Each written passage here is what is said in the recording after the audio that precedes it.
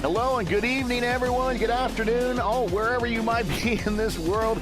It is a happy Saturday to you all. I am Gary Godsoe, and welcome to Velocity Online Racing's coverage of Round 7 of Season 13 of the VOR Signature Series, the IndyCar Championship.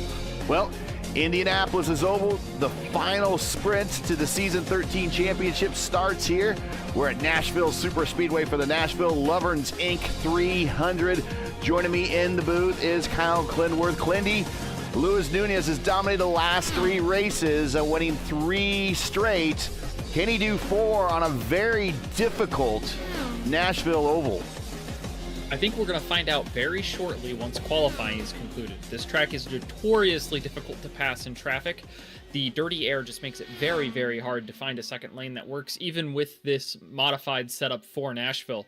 We ran some practice laps last night with the VOR setup, the Rogue Racing setup, and some of the IAR and affiliate teammates. We had like a 6-car train out there on Nashville, and nobody could touch the leader no matter what happened. I have a strong feeling that whoever starts on the pole today will lead a lion's share of this race, and as long as strategy falls their way, we'll end up in victory lane.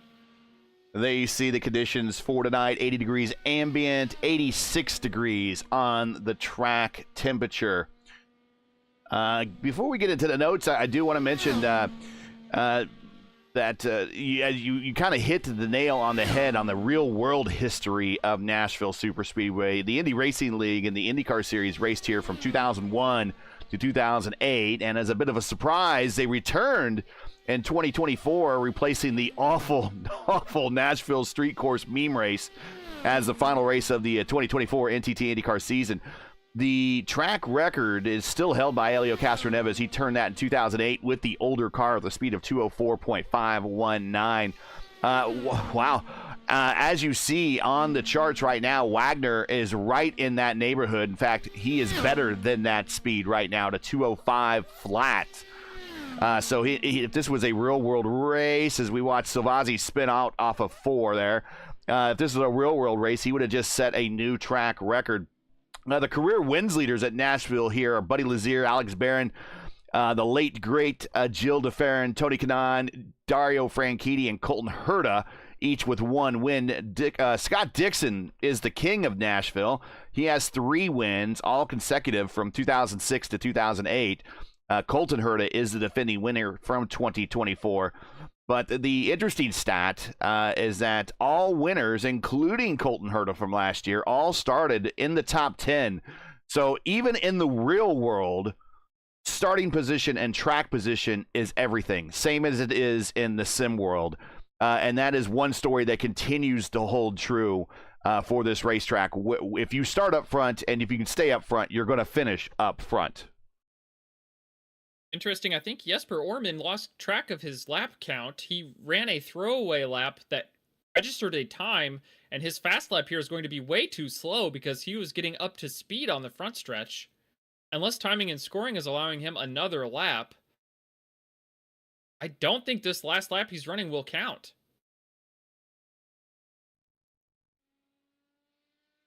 Oh, Forsyth at the top of the board with a monster lap at 22.715.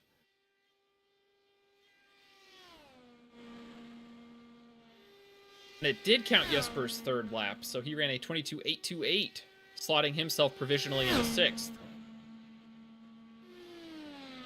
And when I think of past races that I have broadcasted here before for various leagues, the one that comes to mind was when the Revolution Indy League, the old RIL, came here, and a former series driver here of the Velocity Online Racing IndyCar Championship, I think even has a win to his credit in the IndyCar Championship history here, Shane Coogan. He was in the RIL, and he basically was starting 3rd or 4th, managed to get to the lead by turn 1, and then when he got to the lead, he just kept it for the remainder of the race. No one was able to threaten him the entire time. Well, let's see if Craig Forsyth can lead wire to wire today, and Luis Nunez probably has the second easiest opportunity to do that starting from 3rd. If he follows Craig's lead and makes a move into 1 and 2 or 3 and 4, he can claim that clean air for himself, but I believe Craig's going to make that Players Canadian Dallara as wide as possible today. Is it me, or is it really dark here? It might just be the B-roll, Gary. No, I don't know. We'll see when we get going here. There we go. We got the cars lining up on pit road. We'll get the B-roll out of there and get you back to live action. And tonight's starting lineup from Nashville with LOVERN'S Inc. Nashville 300. And there you see Forsyth and Strauss on the front row, 205.8, 205.7. Row 2, Nunez, winner of the last 3 straight races, including the Indy 500. He's on row 2 with Wags, who was fastest in practice. Back on row 3 is Kinder and Stout. Again, their laps faster than the initial, actually, yeah, they are faster than the track record. The old track record was a 204.5. Real world is a 204.5 there, 204.9. Jesper Orman in row 4 with O'Sullivan. That should be an interesting row to keep an eye on. They are back there in row 4, both speeds in the 204 bracket. Then back in row 5, Murph, he's got a long way to dig himself out of. He's qualified 10th, right next to Tessera in 9th, both in the 204 bracket. Back on row 6, Julian in a homage livery to a Jordan. He's back on row 6 with Christensen, his teammate Brewer Solwich. Row 7, Whitaker and Silvazzi, and a Jordan throwback as well. In row 8, Prix and Gastel, Pim Van Gastel in 9. Hugo Gallas and Bart in row 10. Coker and Pollard in row 11, and Gary Lovern, the family who's sponsoring today's race. And we'll talk about LOVERN'S Inc. as the race goes on. Is shotgun on the field back in row 12. 23 cars starting today. Interesting that the blue flag rules have been amended for short ovals. Now drivers can defend their lap that they are on until they are 3 laps down, at which point they need to concede position to all lead lap cars, which is a change from the previous rule, which was as soon as you are 1 lap down, you must concede all track position to lead lap cars. But we're coming to green, Gary. Craig Forsyth leading the way. Forsyth adding to his pole count here in the Velocity Online Racing IndyCar Championship. Getting ready to go green. Here we go. They got to get to the restart zone before they can go. They got to wait for the green. And there they go. Green flying in the air. 300 miles, 225 laps ahead of us tonight. What a great jump from Matthias Strauss. He's on the outside of Forsyth. Just not enough momentum to make it stick through 2. 3 wide for 3rd, 4th, and 5th.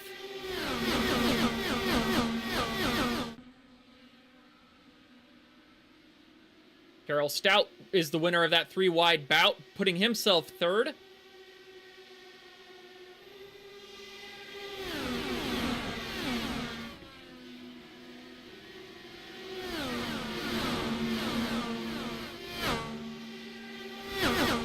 There is a car that's laid off the racetrack. Gary Lovern, he's already ahead, barely ahead of the leaders. No, he just wants to lead the LOVERN'S 300, Gary. That's all. Oh, look at him back there. Yeah, big whole knot of cars from 4th on back. Nunez and Wagner side by side in front of Orman and Murphy. And then Murphy's got a whole snarling pack behind him who are fixing to go 3 wide down the front stretch. They're still coming up to speed. Craig, purple lap that time, 199.3. Carroll Stout puts himself on the outside, gets around Matthias Strauss, and as long as Lovern is in front of Forsyth like this, Stout will have a really good opportunity here to put a move on Forsyth as they're in the wake of the car on the tail end of the lead lap. And when he says the wake, that means the dirty air produced by the car in front is disrupting the smooth flow of air to Craig Forsyth's car.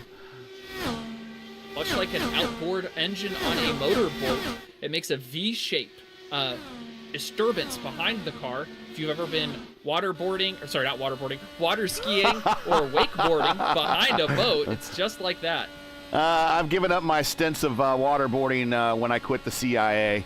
But if you see here in the illustration, that's kind of what the wake of air from Gary Lovern's car in front is kind of doing right now to Forsythe's car. And there you see the front wing planes. And so the air that's not getting to them, really, when I say dirty air, it's pushing air out to the left and to the right, and he's not getting the clean flow of air directly over those front wing planes there, which allow for maximum downforce on the front. So what he will be encountering right now is probably a bit of a push condition. When a push condition is that means that wall right there comes up very close and very quickly on exit. Gary. Stout's looking to the outside of Forsythe, and he's going to have a huge run here off of turn 2. Forsythe's going to have to back this corner up to not push into the wall on exit, and Stout's going to have another big run here. These cars punch a huge hole down these straightaways. Stout to the outside, draws even with Forsythe, and that bottom line lets Forsythe get the edge. Coming to the start-finish line, Stout's going to look to the inside. No, outside. Side by side across the line. Careful, boys. Not too much pinching. Whoa, whoa, whoa, whoa. There it is. That's the move for the lead. That's 100% because Gary Lovern is only, I don't know, a second, maybe a second and a half ahead of those two. Clean air would make the leader have an indefensible position. Sorry, an unassailable position. Carroll Stout really put the hammer down and showed him what for. We're looking at the Robbie Gordon cam over the left rear of Stout's Dallara, and Lovern is 1.2 seconds up the road. The draft envelope, or the dirty air envelope, depending on what you want to call it, extends from the back of these cars by about a second and a half. So he is within that envelope, and he is experiencing the dirty air right now from Gary Lovern's Dallara. Looks like Gary possibly started on pit road and got a late start off of pit road. He might have had a problem loading into the session and loaded in the absolute last second because it showed us him waiting on pit road for 14.9 seconds. Normally, you just have a 5-second hold when you start in pit road, and then you're allowed to go. That tells me he probably just loaded in right in the last absolute second. So Lovern trying to stay on the lead lap, and a day that's already started hectic for him. Hopefully he can just kind of cruise around and catch a yellow here sometime during the race before he goes a lap down. I bet you he might fight tooth and nail, even though his teammate is behind him leading the race, just to stay on that lead lap. If you're the only car one lap down, that hurts your chances a whole lot. Murph is moved up 3 spots to 7th. Let's take a peek over his shoulder in the roll bar and see how bad the sun is. As it starts to dip down under the horizon, Luis Nunez, winner of the last 3 races, right in front of Murphy in 7th. Nunez really in 6th. Making that high side work. He's building really big runs down each straight. And look at him carry the momentum here through 3 and 4. He's going to draw alongside Nunez. He's going to cruise on past. Mark Murphy on cruise control here.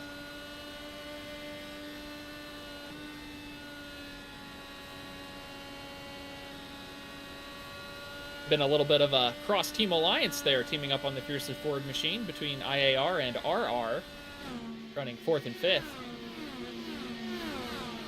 Sorry, 5th and 6th. Can't count. Tim Prix getting around. Hugo Gallas on the high side for 17th, a little further on back.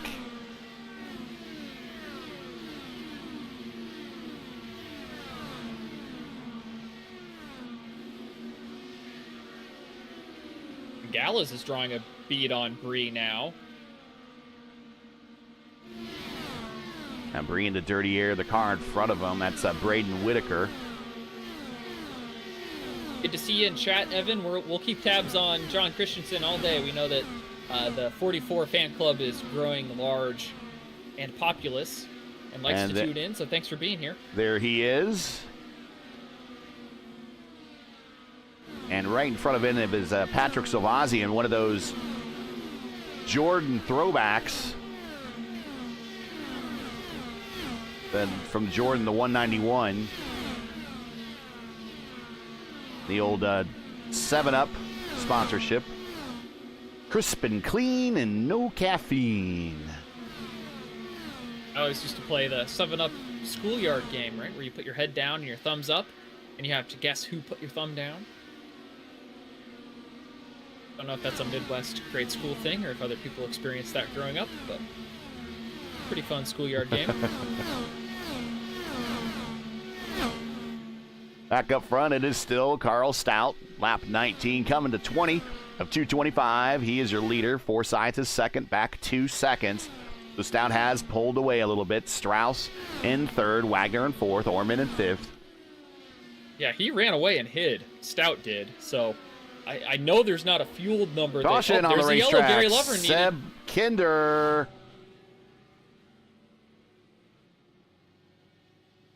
Oh no.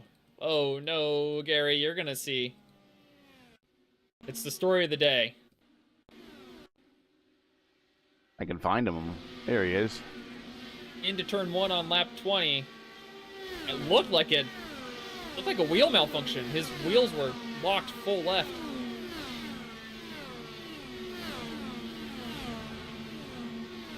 And it wasn't without an extra fatality. Who else got collected there? One other driver went right into It might have been him. Bart. Now let's see here. We'll watch. We'll keep watching here. We had to go back a little bit further. It was Silvazzi. Oh, yeah, look at that. Oof. Yes, that definitely a wheel malfunction because his throttle was pegged. Watch his hands. Yeah. That's a mechanical. Basically, I think his right front or right rear suspension broke. It's basically the equivalent in iRacing when you have your wheel, your monitor, your PC, any of those things freeze. It's no different than your engine exploding or a wheel or a suspension malfunction in real life. Random USB disconnects. I mean, that's just so much work to try to troubleshoot all that. I've spent hours and hours. And you got to really stay on top of that stuff. Make sure that your BIOS is updated on your motherboard all the time. You got to make sure your drivers are all updated and chipset drivers, you name it. It's like a whole second job to make sure that your PC is tuned so that your virtual car is tuned. Well, a number of drivers did come to pit road. Started led by Craig Forsyth, Strauss, Orman, Brewer, Solwedge, Tessera, Gallisbree, Pim Van Gastel, Gary Lovern. That's the biggest thing for him. He manages to get back around as Carl gives a bit of a pump fake, but no one went for it. Bart Farstein also came to pit road. So the lead has now been turned over to Stout. So now we got two competing strategies going on at the front. We got the guys that stayed out on the old tires are banking on track position now.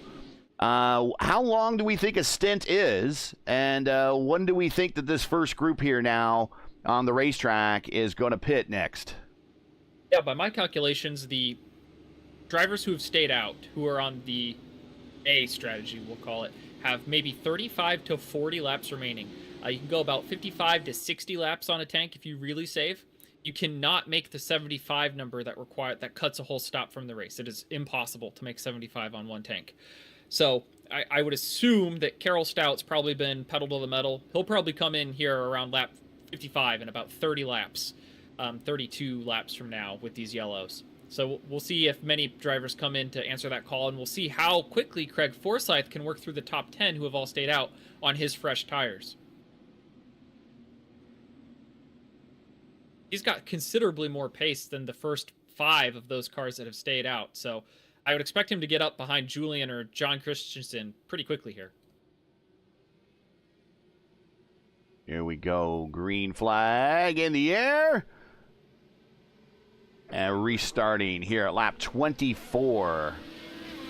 But Wagner was sleeping. Carol Stout got a really good jump. A bit of a discombobulated start in the middle pack. Jesper had to take evasive action. I don't think anyone took damage. Well, we'll see how well those fresh tires come into play a little bit further on back. And Craig already gets one drop of a position there on Coker.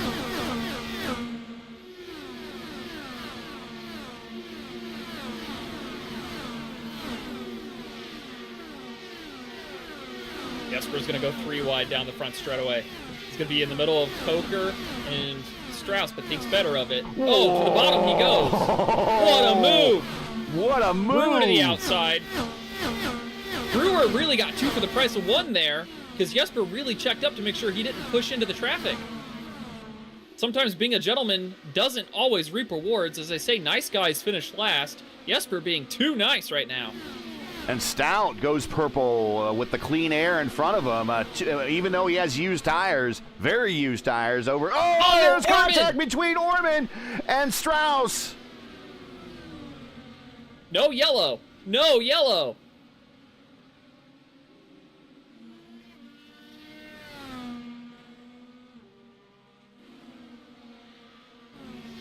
What happened there? A little bit of net code on corner exit. I think Jesper is really pushing to try to clear himself from the bottom, but with the dirty air in front, he pushed up just a little bit to let net code finish them both off. Jesper lost his nose cone, but got all of it back except for his right front wing plane. And Strauss, I think, got sent for a ride into the wall, and he is towed.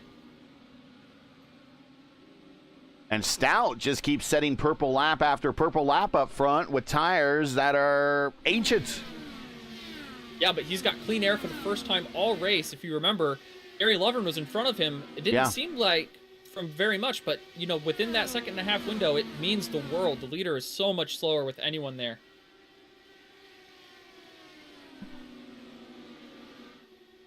It is Stout, Wagner, Murphy, Nunez, and Liam O'Sullivan. Here are the points coming into today's race. It looks like Luis Nunez is only going to expand his lead today with the misfortune that Jesper Orman has found. Yeah, he's way off the pace, missing his front right wing plane. And that's he's coming to pit road this time. And that is a big deal because Luis Nunez had more than a 1-race lead over Jesper Orman in second. And so now he's going to extend that just by probably, you know, at this point, just bringing the car home and where he is in 4th spot will be a big game. Yeah, huge, because Wagner, Murphy, and Stout aren't really live in the championship. Murphy's 6th, you know, 102 points back, so. And that's 102 points back of Silvazzi, right? That's not 102 points back of Nunez. Yeah, and so those are the difference between. So there you see, and those are the standings, of course, after Indianapolis a couple of weeks ago. Nunez, Orman, Altena, O'Sullivan, Silvazzi, Murphy, Forsyth, Christensen, Millward, not in the lineup tonight, and Tessera. That is your first column there, your top 10. All right, so Jesper has come in and repaired his wing. He's got new tires and a full tank, the most fuel of anyone on the racetrack. So what he wants to see is this run to go green long enough, that way everyone on the racetrack wants to pit, and he can get one of his 2 laps back that he surrendered pitting under green. In a perfect world, everyone pits and he gets both laps back and then a yellow comes out, but that's asking for the moon and more. So several key players already in the championship hunt are already experiencing issues today here at Nashville. We told you it's a very difficult place.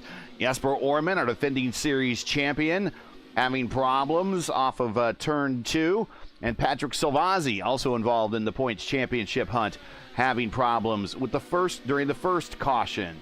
So we'll see how this shakes out already as championship implications are taking place as we speak throughout this entire field. Stout is your leader, Wagner 2nd, Murphy 3rd, Nunez 4th, and O'Sullivan is in 5th as Murph is blinking out. Nothing new for the driver of the 69 machine. He's had a little bit of a blinking problem here in the last few months. O'Sullivan working his way past Nunez with a high-low down the front stretch. Beautifully done. Nunez crossing him right back over on the back stretch. That's a fun little battle here for 4th.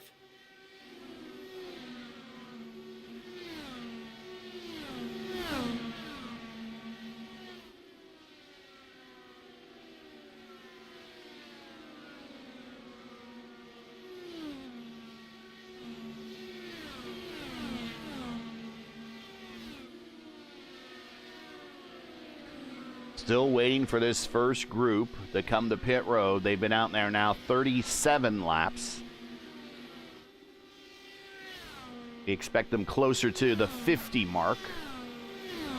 I'd say 55 probably Okay, is where we're going to see 55. most of them come in, especially with that yellow. I think full push at something like 50 to 52, but that yellow will, give you 2 or 3 laps of insurance.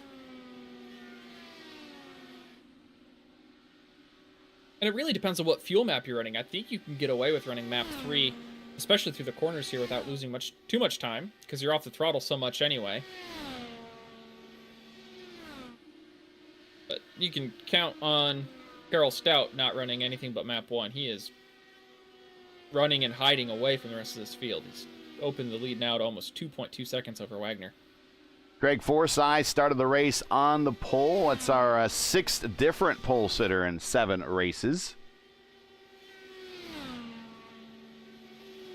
And he is the leading car on that B strategy, or the alternate strategy. And he finds himself in 9th, right behind Braden Whitaker. So the new tires really only let him capitalize on the restart. Yeah. He's not really made any noise since. Yeah, that is the I guess if you have to say something negative about this track is if you can't get your passes done within the first 3 to 5 laps of a run, you are then kind of stuck in line, and you really are just capitalizing off mistakes made in front of you. Not very often you could run them down, and if you have very, very exceptional racecraft, you can maybe have the skill set to maybe run them down a little bit. But in terms of passing a bunch of positions, wholesale changes, that's just not in this racetrack's nature. So no, a little bit of an accident on the backstretch. Shane Coker's in the inside wall. It looks like he ran over Nick Pollard, who pushed off of 2, and they just got collected with not enough time. Closing rate's too great. Again, no yellow for a race-ending multi-car incident. Yeah, that's definitely day done for Coker. Pollard might be able to continue. And again, that just shows you the closing rates, as you mentioned. Just a little bit in the wall, and he had to come off the throttle, and then next thing you know is Coker's there in his backside. And it's so tough when you're in that spot. You see that car in front of you pushing up, and you go, okay, I'm going to lift, and he's going to get stuck in the wall, and he's going to stay there, and I'm going to commit low. And as soon as Shane did that, he bounced off the wall, and they collected into one another. So it's just a tough spot. You never know if you should go high or low, especially when the wall sometimes chooses to grab and hug onto that car, and other times chooses to spit it right back out into the traffic.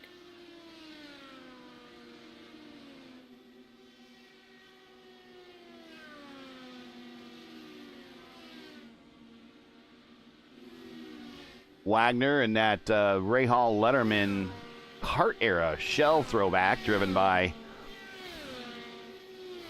that'd be Kenny Breck, when Kenny Breck jumped over to kart for a couple of seasons. And Murph in 3rd, Liam O'Sullivan in 4th, Luis Nunez, as we mentioned, winner of the last 3 races on the schedule. He is now 5th. Julian. Now, Julian has a Jordan-themed livery. You see it, the EJ15B. Murph loves saying that he's old and slow, but, he's looking young and slick and fast today. He's up 7 spots to sit on that bronze step of the podium. That is Murphy applying what he learned back from when he watched Penske drive the Beast. Oh, he disappears there. Penske drove the Beast at Indianapolis, where Penske was constantly accused of sandbagging. And maybe we call Mark Mr. Sandbag. I'm old and slow, don't worry about me. And at the end of the day, you look at the standings, and there's another top 5 or better for the driver of the 69.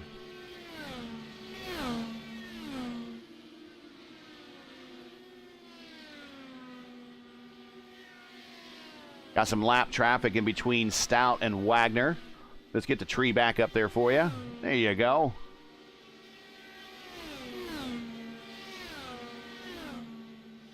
We got drivers released from the medical center checking in chat.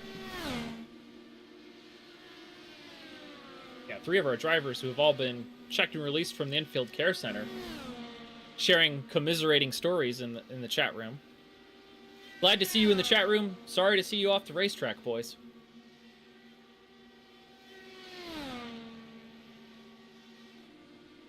Closest battle on the racetrack. Let's go back to Caustic Soulwedge and Matt Brewer. This is for 11th.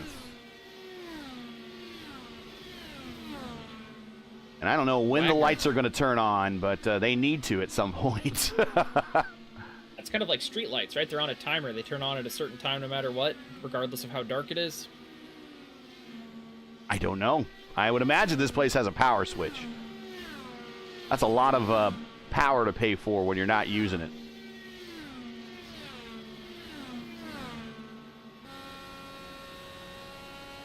What it looks like from the driver's point of view. Well, just above the driver's point of view. Nunez has caught O'Sullivan here for 4th. Let's ride with the winner of the last 3 straight here. As soon as I say that, O'Sullivan mirror drives him right through 1 and 2 and opens that back up to 2/10. So, if you enjoy Velocity Online Racing's coverage of the VOR IndyCar Series and to respect the stream, please do us a solid. Make sure you support us by subscribing. And while you're at it, don't forget to smash like and click the bell so you don't miss out on future VOR iRacing broadcasts, which will be next for us, the VOR Iconic Series at Auto Club Speedway in Fontana next Friday at 4 p.m. Eastern Time for a 250-mile wheel-to-wheel event. You won't want to miss it. Ring the bell, and you'll be notified when we go live. That'll be a treat. You're going to get 4, maybe even 5 wide action all afternoon long when we're at Fontana. Probably the best racetrack for this car, in my opinion. You can make it hot, you can make it cold, you can make it fast, you can make it slow. No matter what, it puts on a great show.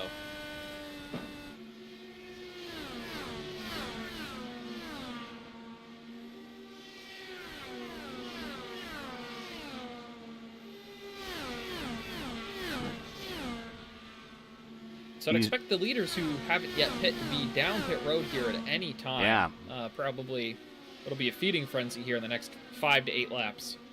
Stout has managed to keep up a pretty good pace up front with the clean air. He does have a car in front of him. That is Bart Firestein, and he is 1.1 seconds behind Bart, so he is in Bart's draft envelope at the moment, so he's getting the dirty air from Bart. But Stout still turning high laps in the 199 and the 190, 197.5. Wagner a little bit faster, 198.6. Yeah, Wagner's far enough behind Stout that he's going to have clean air as though he were the leader, just because there's enough time for the air to settle back down and fill the vacuum that the car in front would have created. Now when they come to pit road, they need to pit off of turn 3. We'll see if they make that turn down. Oh, Tim Prix in the grass on the main straight. And he's spinning out into turn 1. This is going to be a yellow.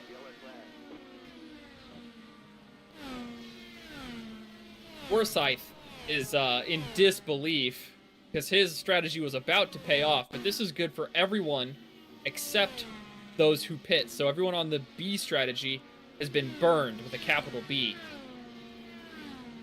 So they have a decision to make. Do they want to stay out for an extra 20 laps or so and pit under green, or do they want to pit now and still be buried with bad track position? Like Prix was trying to rejoin, and it just wasn't going to happen for him, and unfortunately brings out the caution. And, yeah, that is to the disbelief of Forsyth.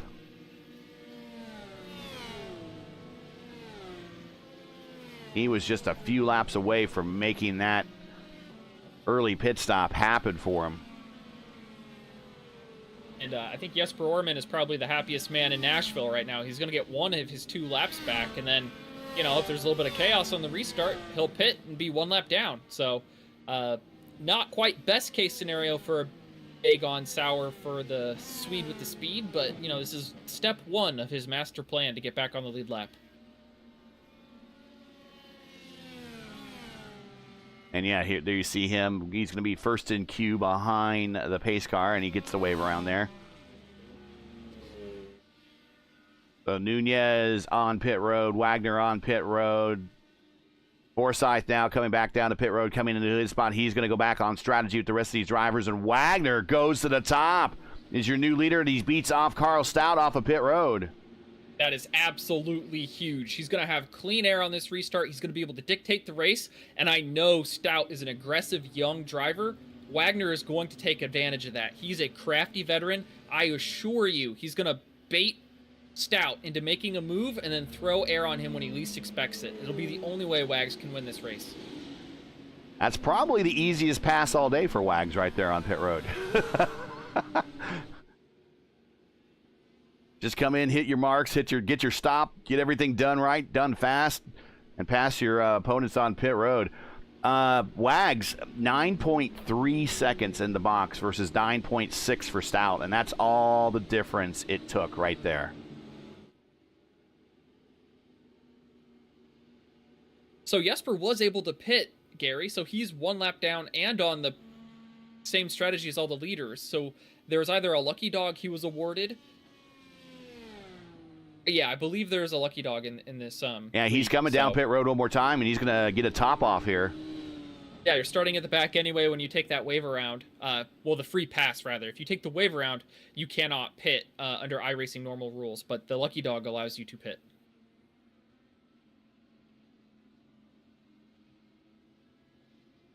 And then we see come down to his stall, and they'll just stick in the hose real quick, top off the tank. And he might take a bit of a breather here since the field's under caution. All he needs to do is just catch up. Well, it's really to his detriment to be waiting on pit road this long, because that's all fuel he's going to have to burn to get caught back up. And every lap he is on the track will give him an opportunity to get the wave around again later. Right now, he's going to have to beat Nick Polliard to be the first car one lap down. There is Nick right there as we are getting ready to go green. At lap 62 coming to 63, the field is under control of Matt Wagner. Ace car is off. Wags will be able to control the field. And there we go, back underway. Wagner. What a gap to Stout. Wagner might just try to run and hide here. No need to throw an aero block when you can just take the lead and run away to the sunset. Very orderly, single file through the whole field. Well, until Gary Lovern, who started on pit road today, is now going underneath Braden Whitaker for 10th. Put him up to the top 10.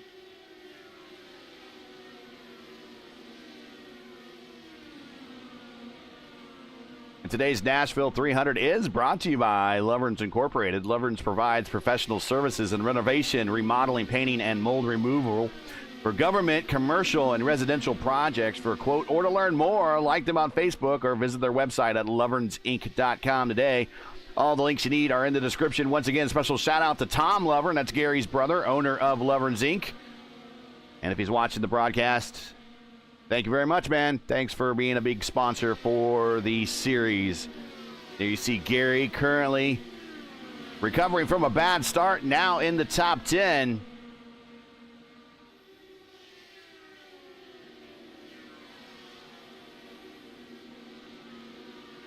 It is Wagner, Stout, Murph, O'Sullivan, and Julian now up into the top 5. I'm going to say that Julian and the fiercely forward car of Luis Nunez, very similar liveries. Black and yellow, black and yellow.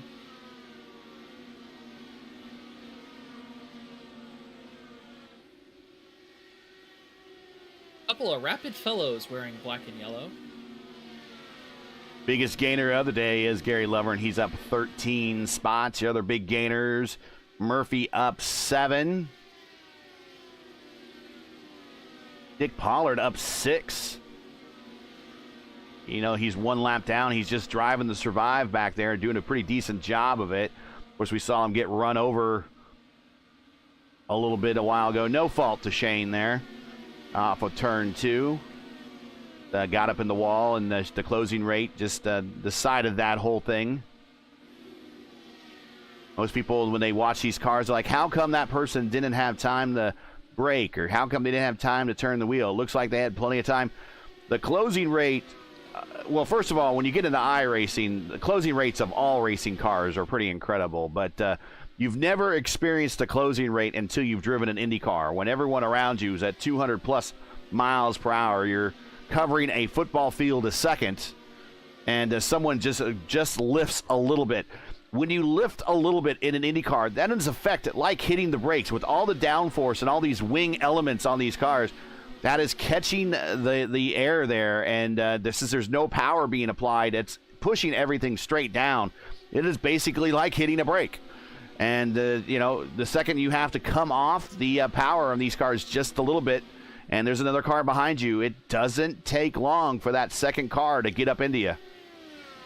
Not only that, these cars are so close to being on the razor edge every single corner, is that if you do anything that your car doesn't want to do, and that's braking, turning more, or even lifting aggressively, the car generally either goes straight or straight into the wall. It needs every mile an hour to maintain the best turnability. Because this car relies so much on aerodynamics, the extra speed you carry actually lets your car turn better. So Yes. slowing down just exerts your tires more and your aero less. As the saying goes, and it sounds harder to believe, the faster these cars go, the better they should handle. And then people don't believe me when I tell them in order to go faster, slow down. So it's a bit oxymoronic, but it's about going slow in the right places.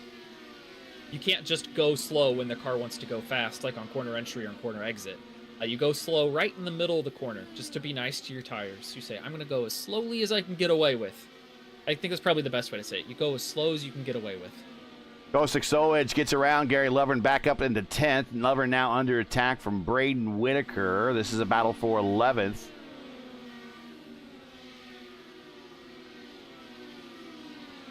And Wags is leaving the bottom open for Carroll Stout at the front. Stout's chopped that lead down to 0.2 of a second. Now this is where we see the veteran versus the youngster. We'll see what lines Wagner chooses to run. This is something I talked about at Indianapolis, the concept of conditioning. There it is. He baited him to the bottom, and then he fed him dirty air on exit. All you have to do is make Stout misjudge that one time, and Stout will go right into the safer barrier, and that'll end his day, or at least the shots at trying to take the lead, because side pod damage here creates an insurmountable amount of damage that will slow your car down, not only by itself, but just makes dirty air feel 10 times worse.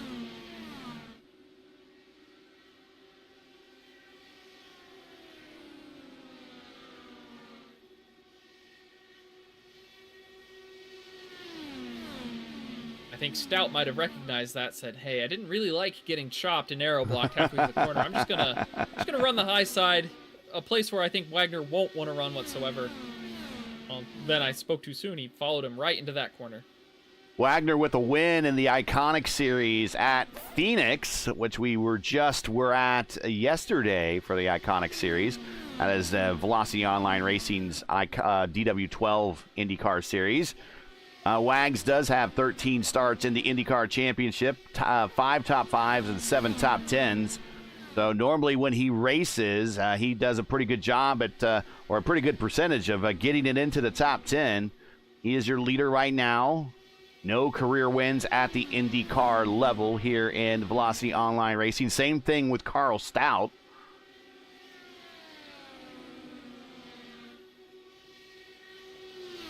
Carl in his 9th start here in the IndyCar Series. He has 2 top 5s and 4 top 10s. He's a very promising young talent. I know he's been racing Formula cars here in the States for Jay Howard. For Jay Howard, he's a yeah. Development driver. Yeah, you might see him in Indy Lights sometime soon, or maybe even in the NTT IndyCar Series. Who knows? Road to Indy program. And then there's Mark Murphy, former series champion. He is currently 3rd. Mark also a winner on the iRacing series level as well. He's a former Indy Fixed Series champion in the official iRacing Fixed Series that's now known as the Oval Series. That's a benefit to being old, Gary, right? You could have raced back in the day before all the prodigies were online. If only I were as old as Murphy, I'd be as decorated. But in an IndyCar championship here in Velocity Online Racing, Mark has 54 starts, 5 wins, 31 top 5s, and 41 top 10s. So 41 top 10s out of 54 starts really tells you that when he comes to race, he is going to get a good finish. And now he has caught Carl Stout, and he is going to take a peek on the high side going into 1. That is experience incarnate. You watch Mark Murphy give up the run going into the corner just to be nicer to his tires. Look, he builds that same run again. Here he goes. All that speed on exit was from him sacrificing entry speed. Again, going as slow as you think you can get away with.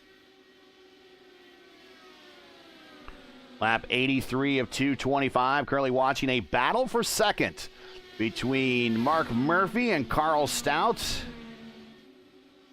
These drivers are just close enough to the leader, Matt Wagner, that they're both dealing with dirty air. So these cars are both handling not at their best, but it allows from side-by-side racing. Aaron Murphy gets a lot of rotation on the bottom. He was side-by-side coming off the corner, but the momentum on the high side allows Stout to keep the position. And Murph's going to have to reassess and make another attempt here. I think that was due to Wagner running the top while Stout ran the bottom through 1 and 2. It just let Stout break away from Murphy because he got uncontested clean air on the bottom. Braden Whitaker, caution. He is backwards in turns 3 and 4. Wall contact. Back wing is askew. Let's see what happened. Great news for Nick Polliard. He's going to be the first car 1 lap down. He will be waved back around to the lead lap and be able to pit. Ooh, oh, wow. All right, let's go back and watch that. It's just that really. So that he with Gary Lovern. Lovern, and then smokes. he. What a great save! And then he gets run over by, was that Teixeira? That was Teixeira, but I'm not going to fault Teixeira on that because I'm going to ride with Teixeira here. Let's go back a little bit further. Watch. And Whitaker we'll go back all one over the place. more. We'll ride with Teixeira here. Watch, because I don't. Whitaker could have hold a line or pick a line. I think it was more like hold a line at this point. And yeah, Teixeira wanted to go high and then saw. Again, watch this again. Well, the first move was definitely Whitaker trying to save the race car. The pulling the car down the track at the end of the back straightaway was him trying to get out of the way of Teixeira. It just happened at the same time Teixeira decided to commit low, thinking Whitaker was going to be high. You're not psychic. You can't cue the mic fast enough, and these closing rates, again, are astronomically quick. So you've got to make the decision. You got to stick with it. Teixeira probably would have been wiser to lift, but he was seeing 2 for the price of 1 ahead. You know, sometimes your eyes get bigger than your dinner plate.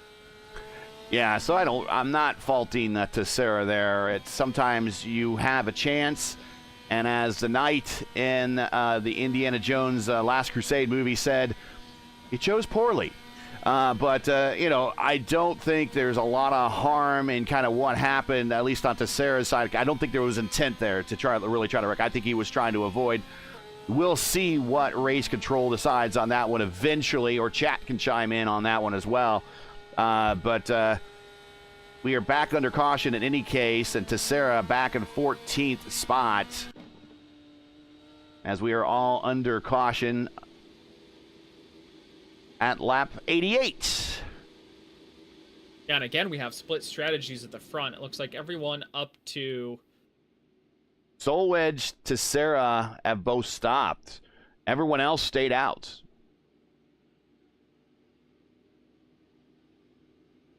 So Soul Wedge there saw the benefit of coming in and throwing on new tires and maybe being able to pick up an easy position or 2 on this restart coming up. If there's anyone that drives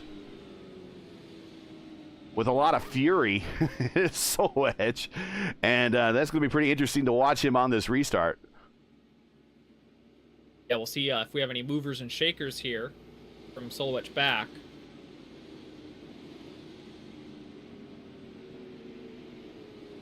Whitaker has, looks like he is done for the day, and we only have 17 cars running Jesper is still caught a lap down. Yeah, the fact that he couldn't get by Pouliot and his extended stops on pit road lead me to believe that he has suspension damage he's been working on getting fixed. Some sort of optional repairs that just are slowing his car down.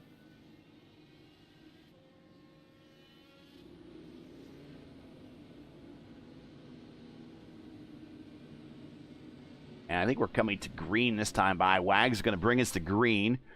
Wag, Stout, Murphy, O'Sullivan, Altena. We'll see if Stout improves on the restart this time. Or does Wags catch him sleeping? Slightly better restart for Stout. Not sleeping, but maybe a little nap, you know. Snooze. 5 more minutes, Mom.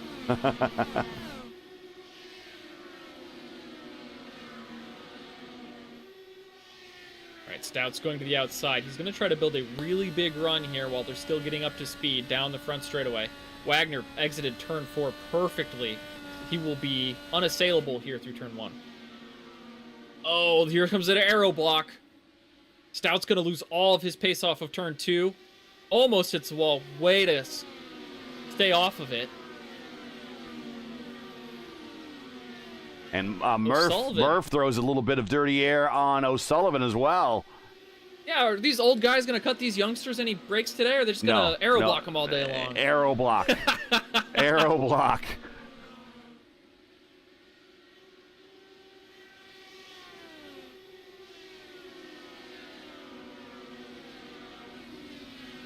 If you're just joining us, this is Velocity Online Racing's coverage of the VOR IndyCar Championship coming to you from Nashville Superspeedway for the Nashville LOVERN'S Inc. 300. We have now completed 93 of 225 scheduled laps. Make sure to smash the like button, subscribe to the channel so you don't miss out on the next race in the IndyCar Championship, which will be next week as we go to Portland for the first time ever. Coverage starts at 3 p.m. Eastern Time next Saturday. There's only one chance to win a first-time race ever, so you don't want to miss when history is made. And the Velocity Online Racing IndyCar Championship, that's next week at Portland. I think Gary Lovern will be a dark horse next week. I saw him turning a bunch of laps at Portland during the Week 13 shakedown. And he set some pretty good times. So keep your eye on that number 34 red AA car next week, as he runs right now 10th, sandwiched between his teammates Christensen and Gallas.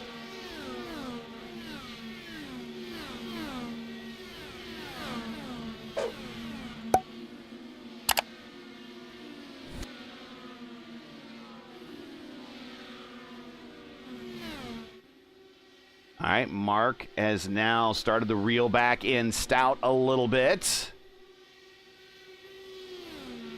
He got a big run on the high side there. Unabated high side run. No one came up to block him at all. And then Carl goes high and Murph goes low. And the reason why Murphy didn't slide up to the wall when Stout made that last move is because Murph was already there. He'd got his own and rotation look the placement of Wags. He went high, gave Murphy the bottom. New car in second place. Old and slow himself, Mark Murphy.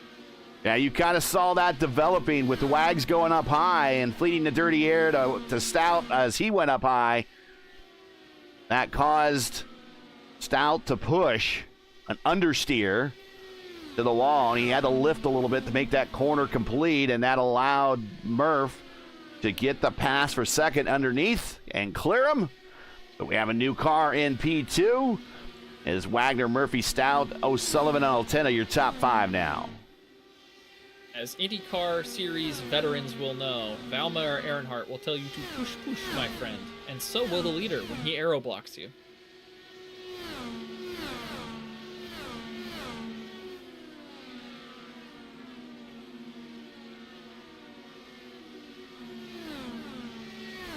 And we have 17 cars of the 23 still running. 15 still on the lead lap. Little battle back from 10th on back. For the 44 fan club, there is your guy. He's a 9th. He's leading a pack. Includes right behind him immediately 2 of his teammates, Lovern and Gallas.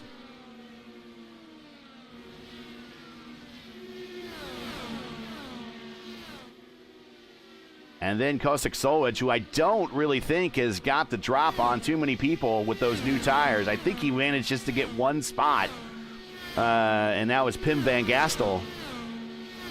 Well, Gary, I don't think it's going to be about the tires. It's going to be the extra 17 laps of fuel he has on board. If he catches the rest of the field in the danger zone, and if anyone messes up pit road here at the end of the stint, which is easy to he'll do, be inheriting a ton of positions that he didn't have to pass on the racetrack. Now he's going to take a look underneath Gallas. Not clear.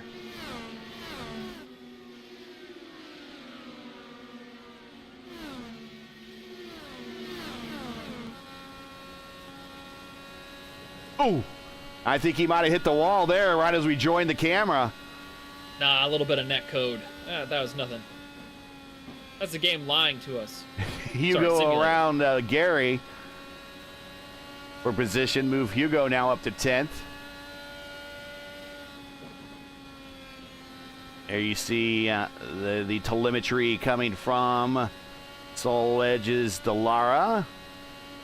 A 23.9 lap. They're competing. They're completing laps here very quickly. Less than 30 seconds for a lap.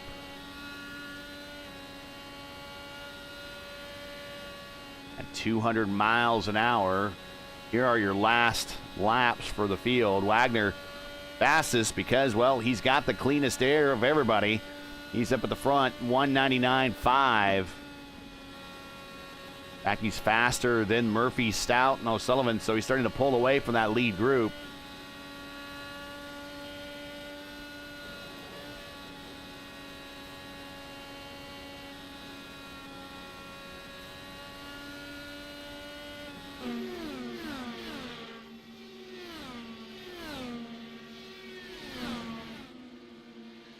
Weather conditions, 78 degrees ambient, 82 on the track temperature.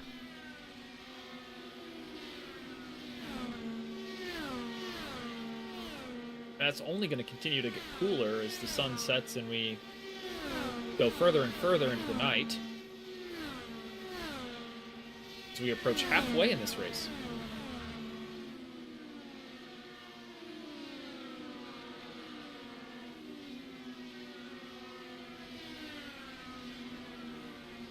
And watching a battle between Gallas and Christensen.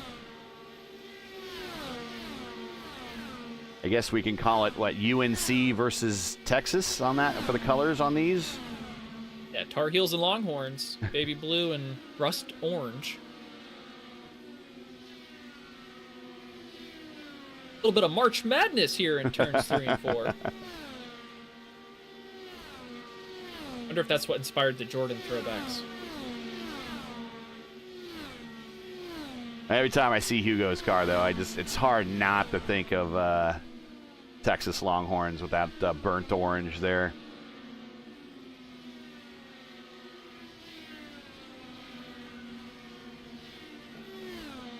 And then right behind him, Gary Lovern, kind of in a livery that kind of reminds me of, should have Coke on the side. Candy apple red. It's definitely got that Coke look. Coca-Cola. There's Christensen in the UNC blue, or the Easter egg blue, whatever you want to call it. All the Murphy is. Go ahead, yep, sorry. Going back up to that one right here. He's cutting Stout no brakes. Every time Stout gets within 2/10, Murphy just mirror drives him like relentlessly every single corner. Ruthless. Stone cold, no remorse. Maybe old and slow, but if not old and slow, old and ruthless. And there you see Stout in the gold, all gold Altena Auto Sport livery. That's a good looking livery too. We'll say old and slow, also wise and wide. Wise and wide.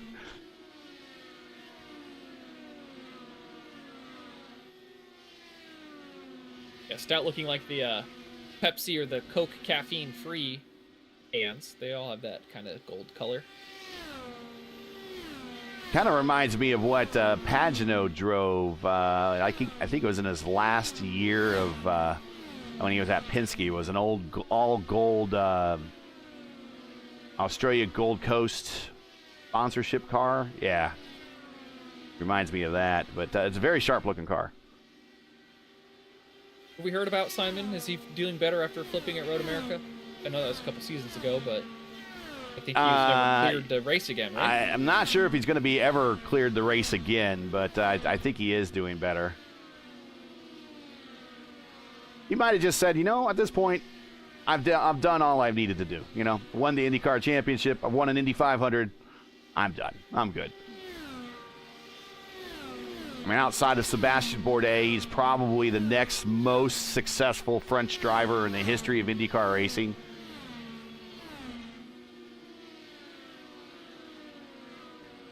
That includes the Chevrolet family. Here comes Stout to pit road. Now, this could be a blessing or a curse, a boon or a folly. If this cycle goes green, this short pit could pay out for him if he comes out in clean air. And if it falls short due to a yellow, he's going to be buried.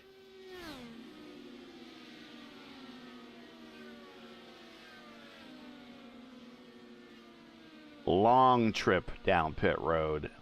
Long. And he started up front, so he has to go down to the far end. Hits his marks up on the jacks. They use pneumatic jacks with these cars. You just stick in a hose, and air pressure causes a set of jacks to extend from underneath the car, lifts it up, put on new tires, which takes anywhere from 5 to 8 seconds. It's the fueling that takes the longest part. The fuel is gravity fed. It is not pressurized like it used to be in Formula One. And he's back underway in the pit road, 35.7 seconds. In the stall there, in the box for 8.8. So now, as you mentioned, he needs to get back underway, get some good laps under him, and hope we don't get a caution. He's come out right behind Pollard. But he's also behind Orman.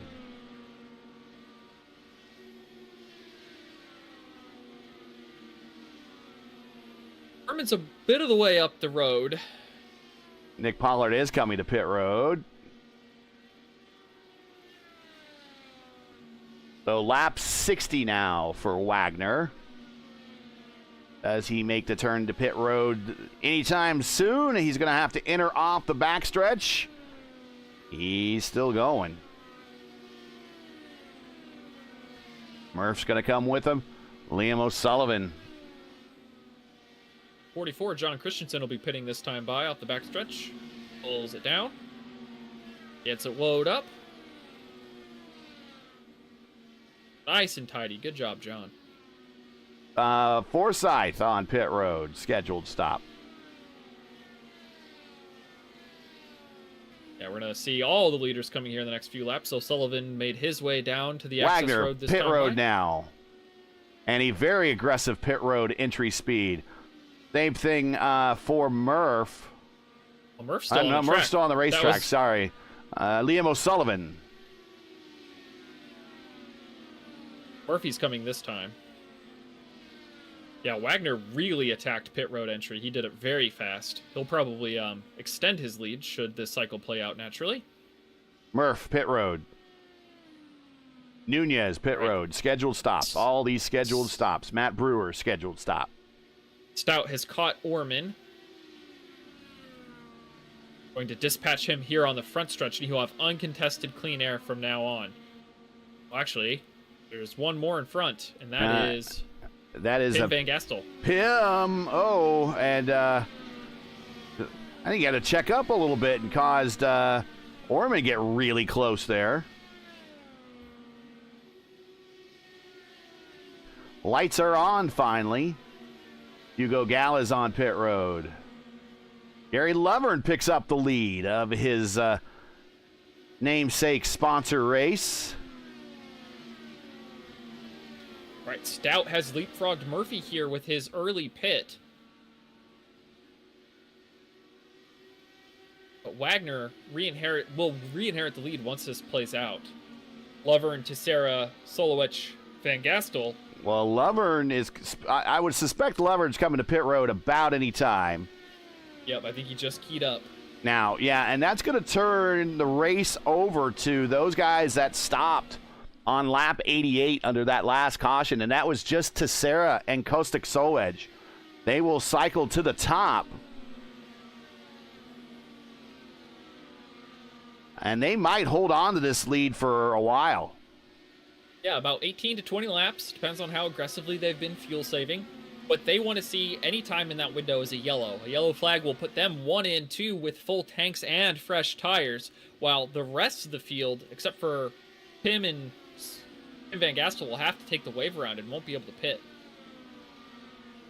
Pim Van Gastel surrendered his lead lap positions to pit, so it'll just be Teixeira and Solej. Coming off of pit road, Pim. Teixeira in that Formula One Ferrari style livery. Hey, Marcos, we can get you an IndyCar livery if you need one. We could recommend a high number of quality ones for you. Now, if we get the camera on Teixeira, this is a pretty interesting battle. Wagner is the next car behind him. He needs to keep Wagner 1 lap down, so that way a yellow flag benefits him to the maximum capacity. For every car that gets by him on the racetrack, that's 1 fewer car that will be trapped 1 lap down should the yellow come out. But I think Wagner is going to dispatch him here easily into turn 1. And that is the power of new tires right now. This track is getting cool enough to where it will develop a second groove naturally. Aero block will still be very, very powerful, but if you look back at Mark Murphy, who's swung to the high side, he's going to get around Solej here to make it so he only needs to get around Teixeira to unlap himself as well, following closely behind Carroll Stout.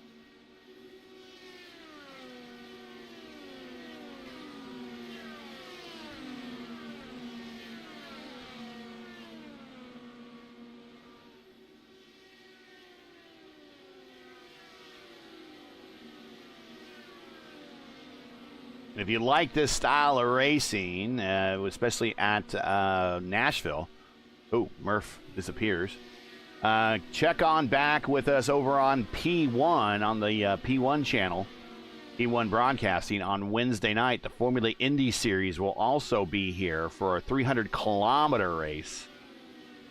A little bit shorter than this, but scheduled to have approximately 30 cars in the lineup. So, so come check that out Wednesday night as their final oval race of the season. If you like the action you're seeing tonight with the Velocity Online Racing IndyCar Championship here on the high banks at Nashville Superspeedway. This is the last, I think the last of the newest oval that has been added to the service. I'm sorry, there's been other ovals. There have been like dirt track, short tracks. This is the newest Super Speedway that's been added to the service. Even though it's an intermediate track, it's 1.33 mile, D-shaped concrete oval.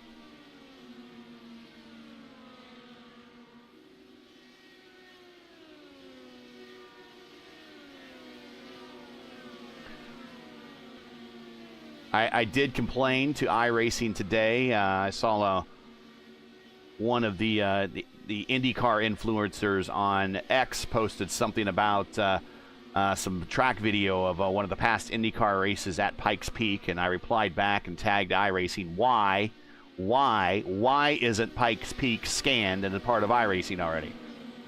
Yeah, I think it's like the last North American oval that we haven't quite. That we haven't demolished yet either. That hasn't been scanned in. So, yeah. Get in there. Get that thing scanned. Take my money, please. Got to get NASCAR to host a clash there. And, yeah, that's ultimately what it will take. It'll take a NASCAR race to be there in order for it to be scanned. I'm pretty sure that's how at Portland got added to the service, is because, well, there's a NASCAR race there. Never mind that IndyCar has been racing there since the early mid-'80s. Well, it and Mexico City both, right? Yeah, Mexico City, same thing. Looking forward to that. That'll be a new venue that IndyCar has been to before in the past. At least Kart Series has. And when they add the Miami Autodrome, which is the Miami Formula One track, I'm sure you'll see a lot of series use that as well, but it's just mainly a Formula One track. Stout and Murphy here are getting chippy, trying to get around to Sarah. Yeah, not only themselves, but fight for second. It's getting tight in there. The Sarah 51 laps on this stint. No, he's not. Murphy's going to have a big run. He's going to dial up the inside with the juke. Let's see what Tessera goes. Right in the middle. That's going to be great for Murphy. He'll have clean air.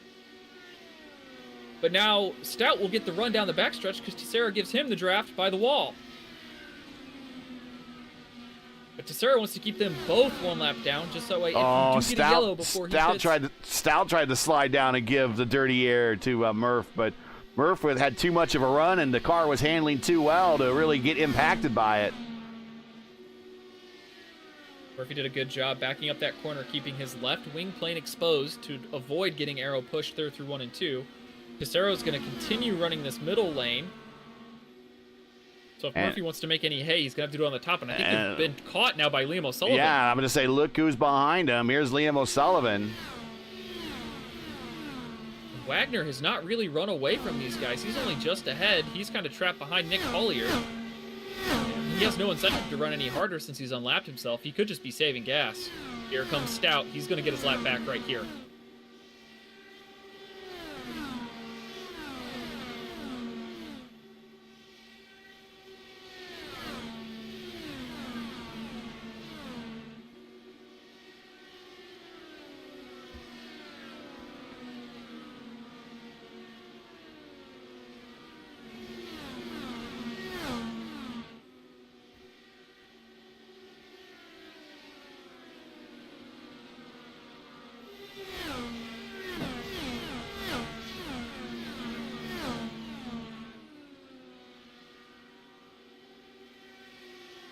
Showing Bart, he's on pit road with a black flag and some repair work being done. So 17 cars still in the race, but 16 on the racetrack. Nick Pollard is the last. Only 4 on the lead lap. Yeah, only 4 on the lead lap. Nick Pollard there, 1 lap down. He's right with our lead, or will be our leader, or when. Now he's in 3rd spot, but when the car's in front of him, he will be our leader. And is Wagner, but Tessera and Solwedge continue to lead. As you mentioned, 4 cars on the lead lap. But Tessera, Solwedge, Wagner, Stout. Those are your top 4 on the lead lap. First car 1 lap down is Murph. Whoa, now it's O'Sullivan. Murph, and O'Sullivan gets a drop on the tie side. Murph had the lift, and now he's going to be in a battle with Julian. And they banged fenders going down the backstretch.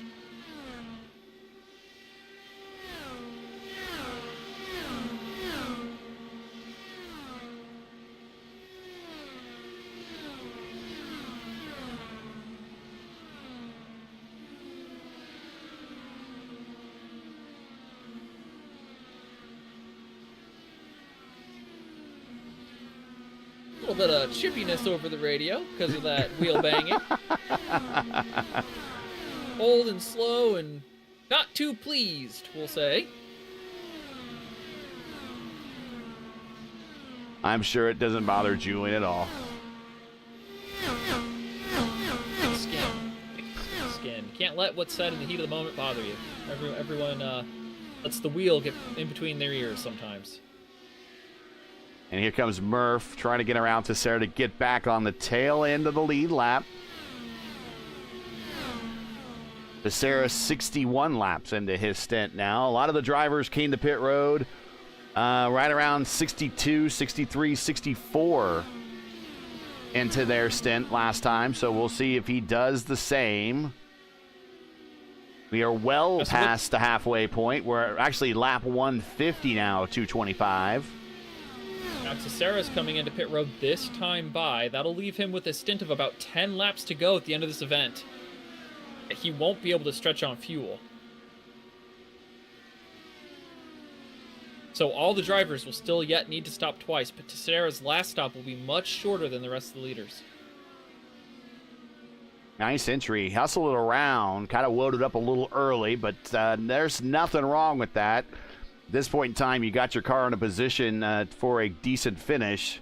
You don't really want to ruin everything by getting a speeding penalty on pit road. Here he comes to his stall. Caustic Silhouette has inherited the sole possession of the lead. And now we're back up to everyone to Luis Nunez on the lead lap. That'd be 8th place. And Jesper Orman, looks like if he gets by Caustic, will be back at the tail end of the lead lap. But he's pitting in now. Because he's on the same strategy. Oh, no! Silhouette and Orman were on the same strategy. Holy smokes, Orman said, "This is a road course. I'm beating you in this braking zone, brother." And Silhouette said, "Oh, wow!" I'm not sure if he was trying to send a message there, but he did make contact. Stamped, sealed, and delivered. He sent that one in the mail.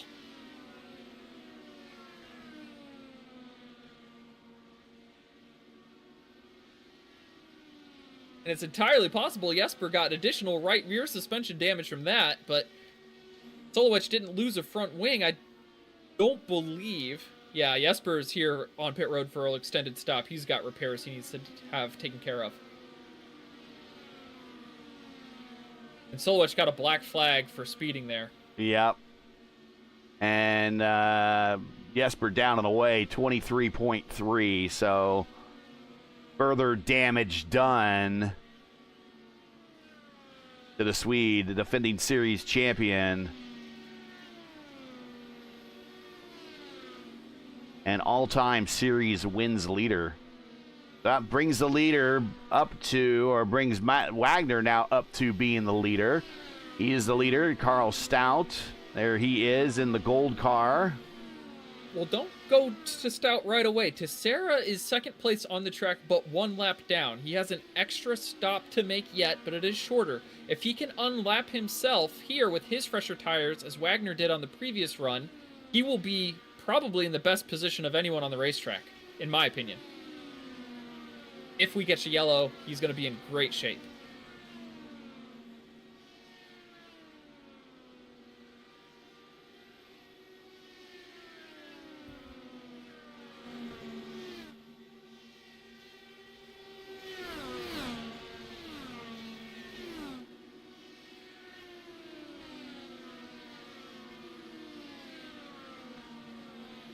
Let's reset the field for you after this latest round of pit stops. And this next round's not that far off into the future.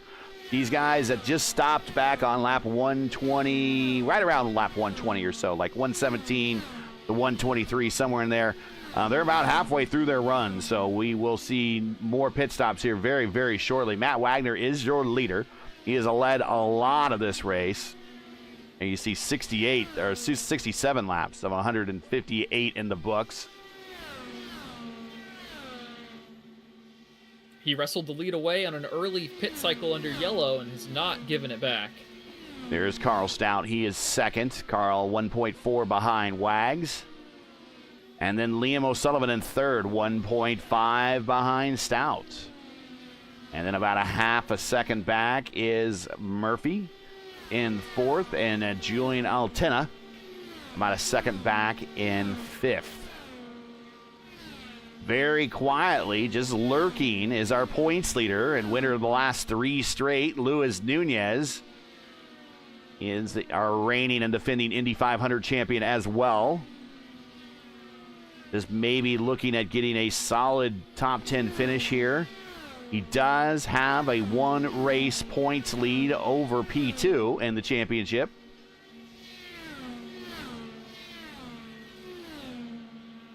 Seventh is Matt Brewer. He's very quietly had a good race and worked his way up into the top 10. Greg Forsyth, our pole sitter, not having the race he wanted. Started up front and has since then kind of fallen back into the pack. He is currently 8th on the racetrack. He was the first brave soul to go on to Strategy B, and it got backfired on him immediately with a yellow flag that came out right in the midst or right before green flag cycles. It was about ready to unfold in his favor. All he needed was a few more laps And literally it was that close for him to unfold in his favor. So he's currently back in 8th. Would like to see a caution. John Christensen in 9th, the 44 crew. 44 Nation, there is your guy, currently 9th right now. And he is ahead of teammate Hugo Gallas, which is that orange car, 2 cars back. Murphy and Julian. Oh, Murphy blinking out again, sorry. So 44 Nation, here is your guy.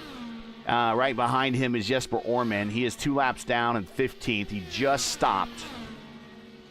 And he's probably damaged. He's just trying to nurse that car home. Christensen in 9th. Hugo Gallas, there he is. Bookham Horns is currently 10th. And Gary Lovern, whose family is sponsoring, their family business is sponsoring this race. Lovern's Inc. Nashville 300. He is currently in 11th. Pim Van Gastel is 12th. DeSera, we watched him just lead a number of laps. He is 13th. And we think he's going to be about 10 laps short from making it to the finish. But we'll watch and continue to see how he does and how his strategy unfolds. He's the only car now remaining on that strategy. Kostik Solej was on that strategy. Solej has since withdrawn after having the incident on pit road. So there are now 15 cars racing still on the racetrack after starting with 23. Jesper Orman is the last car running in the order. 2 laps down. There is Jesper, but before him is Nick Pollard. There is Nick. He's had a bit of a rough day, but currently still churning, making those laps. 1 lap down in 14th. That is your through the field update.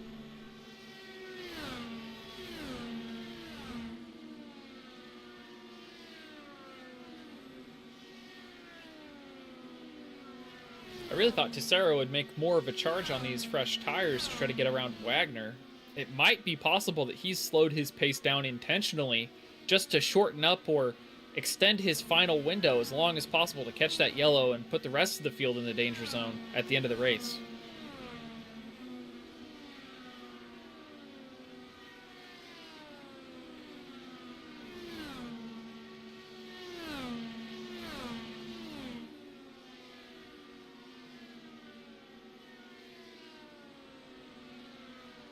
Getting to almost 50 to go here soon. And that means the final stop window will be open for all these competitors, meaning that if you feel like you want to undercut, come get those tires and fuel up to the finish, you can make it from here. Mark Murphy's deciding to do that now. He's stopping.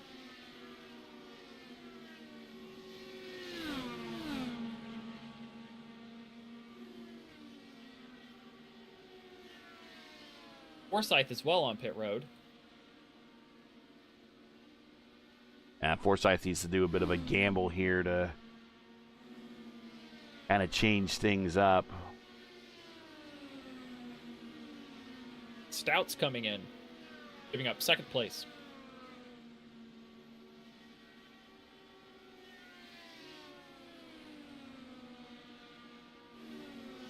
So a couple different strategies unfolding as we are currently watching. Here comes our leader, Matt Wagner.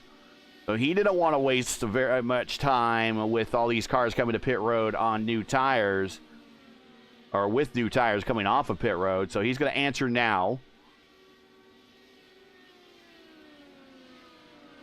So what will be important is whether or not Tessera comes around and laps Wagner after the conclusion of Wagner's pit stop. I don't believe he'll have enough pace to unlap himself and then lap Wagner. I think they will be on the same lap, and Wagner will be just ahead.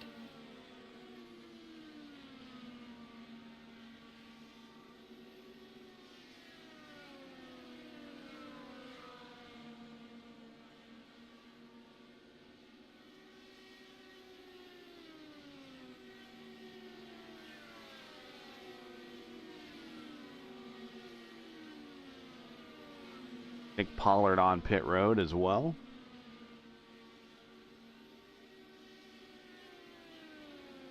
Now we're going to see when the next group of leaders is going to come down pit road. Altena, Nunez, Brewer, Gallus, they are all in the same rough window of about 50 laps into their stint.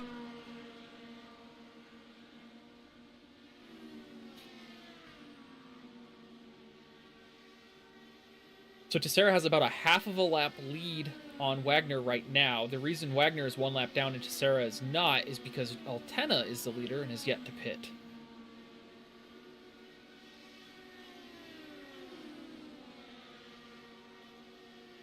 Oh, Altena is in the wall in turns 3 and 4. Yeah, he really was. Late delayed entry. Liam with a purple lap, 202.2. The Liam showing you what the new tires can do. Cooler in the air, hotter on the racetrack. Lap times are hot, that is. Hot lapping, if you will.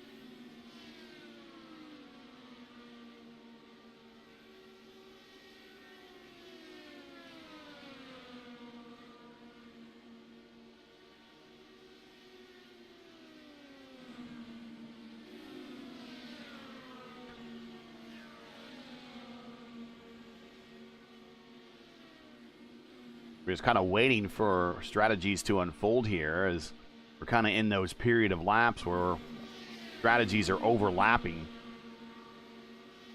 If this goes green, Matt Wagner will win the race. If there's a yellow any time from now to the finish, I have no idea. I cannot tell you. Pim Van Gastel on pit road for his, I guess these would be final stops. Nunez is going to pit this time by. Forsyth looking to put himself back just 1 lap down. He's the next car behind Altena.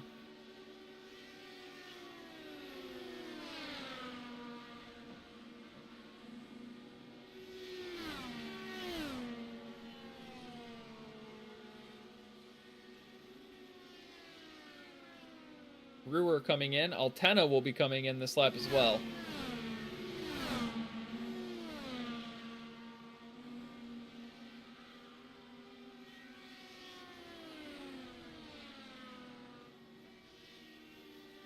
So now becomes the danger zone for everyone who's behind Teixeira. Teixeira has about 19 more laps here until he'll have to pit, maybe 25. And it'll be about 10 to go or so. 10 to 15 to go when he'll need to make his final stop. But he's going to inherit the lead here once Gary Lovern decides to bring his machine to pit road.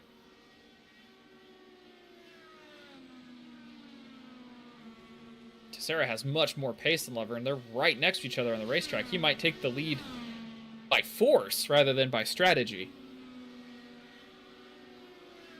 Hey, if you like what you see and like to be part of future races of the VOR IndyCar Championship, click on the VOR Discord invite in the stream description to learn more today. Again, everything's in the description for that, and you too could be part of future lineups. Also learn more about the VOR Iconic Series. A few more races left this season. In fact, while we wait for pit stops to occur, here is your Season 5 schedule for the VOR Iconic Series remaining. Next up is Auto Club, then Homestead, and then Chicagoland will close out the season. Nunez and Altena side by side. That is a fighting here. Free series. Yeah, I'll get the camera on them. Oh, Lovern on pit road.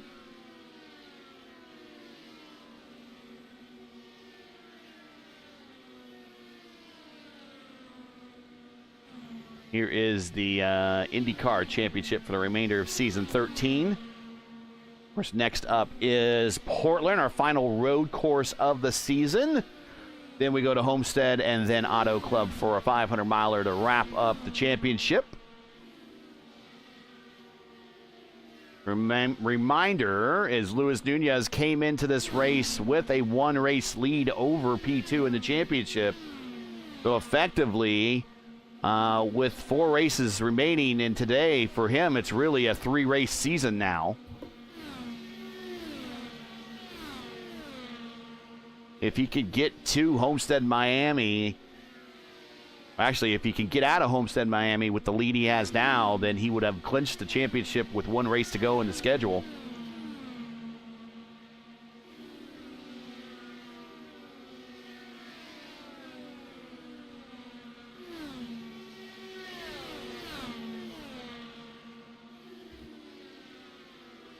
I think it was maybe before Montreal. I believe it was before Montreal. Was that Iowa where he won, and I called the shot that he would win at Montreal and then never look back on the points lead? Yeah. Go back and check that hot take. So sometimes I know a thing or two about automobile racing. Let's just keep it at that. Yeah, a lot of composure from Nunez today. Not quite the outright pace he's normally had this season, but no reason to endanger that lead when you can just log laps and come home probably just outside the top 5 today anyway. Yeah, this is not a very easy racetrack. If anyone thinks that this is an easy track, first of all, go buy the IR18, then buy this track if you don't already have it. Oh, Gary, we've had a development. Carroll Stout got around Matt Wagner. Yes, he did. That'll be effectively for the lead here at the end. Yeah. Trying to go back and see that pass for the position here. Yeah, Carroll just pinched him down as they're running, I think, behind Brewer. No, it's Pollard. Yeah, Trying to go Wagner back in time. Here it They were is. stuck behind Pollard on the last run as well. Here we go. That's already happened. Let me see if I can see it in the session events here.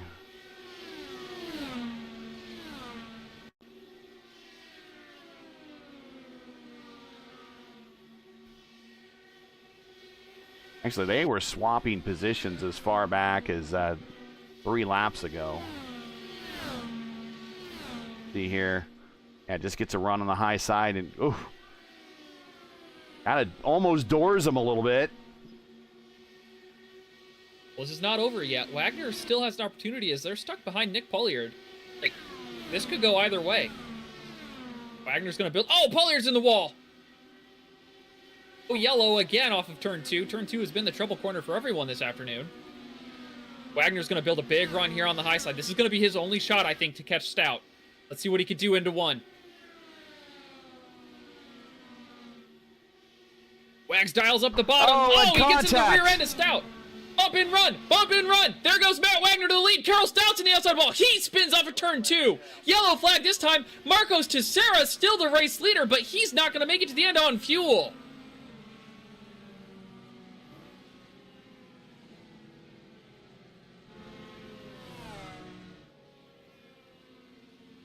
Well, the good news is for Stout, I don't know what damage he has. It looks light.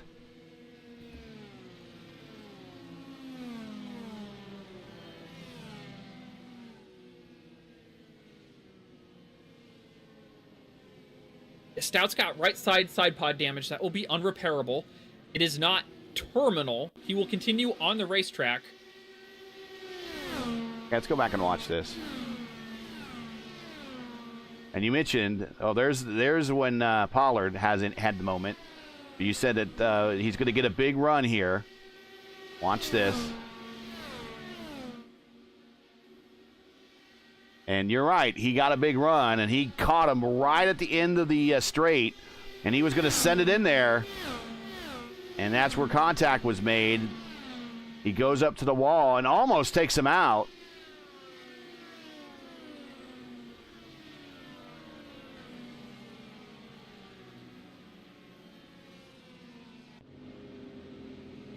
So Teixeira decides to go ahead and answer the call to come to pit road. So everybody is good to go now. He's just going to have to work his way through the whole field because the lap cars will not get cycled to the back here. Oh, and Carl is not happy with Wagner. I wouldn't be either. We may be in the great state of Tennessee, but this is not Bristol, baby. And then we see Brewer right behind the pace car. He will get the wave around. and he will join the tail end of the pack there. So the top 9 is on the lead lap. So that puts Wags. Now, we don't know what type of damage Wags has after a result from that. He looks like iRacing might have forgiven him and gave him back the wing plane. But he might have other damage that we don't know, is unseen. And then there's Murph right in second. Liam in third. A very angry and red-seen Carl Stout right now in fourth. Luis Nunez in fifth, our championship leader. Tessera with the freshest tires, along with Julian, who did stop, and Craig Forsyth, who stopped. So they threw on extra set of tires as well. They are looking to storm up through this field, so we'll watch those guys intently. They have a whole slew of cars in front of them. Some of which are a lap down, some of which are, you know, we'll see. We will see. Let's ride with our leader on the restart.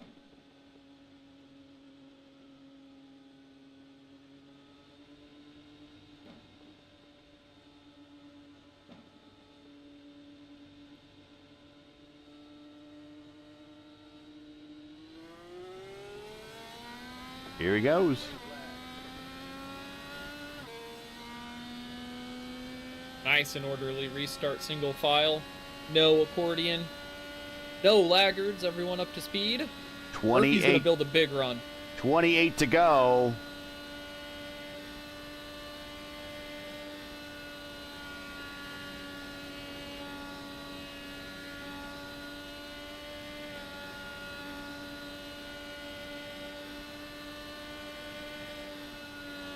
With the track getting cooler, the high side will be able to provide a little more grip.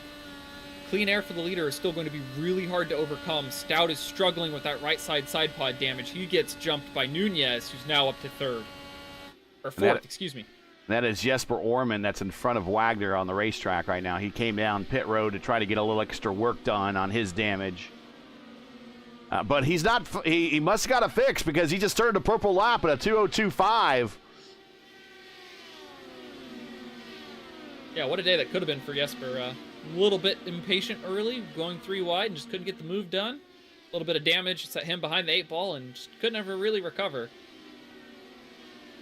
Definitely has the speed, though. And what could have been for Craig Forsyth as well, starting on the pole and just got snake bit a couple times with bad luck. And here comes Tessera with fresh tires, but also Julian with fresh tires, too. Now, I wonder what the team orders are going to be when Julian gets up to Carl, because if Julian might just, it looks like he kind of ducks out of the way. Christensen up high gives the dirty air, and that might have been the team order there. Stay high, I'll go low, get Tessera the dirty air. And then now Julian getting around. Orders. Yep, Julian getting around Christensen. But I wonder when Julian gets up to Stout if he just goes team orders. Let me get by in the championship. I'm second place. The next 3 are all Altena Autosport cars: Lovern, Gallas, and Stout, and they're 3 Ps in a pod heading off into turn 3 right now. Well, right Lovern and Gallas are Altena. battle for 10th.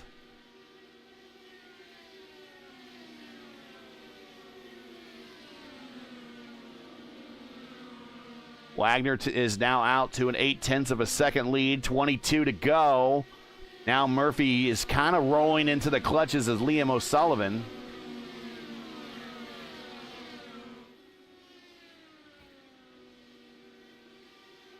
Luis Nunez stalking.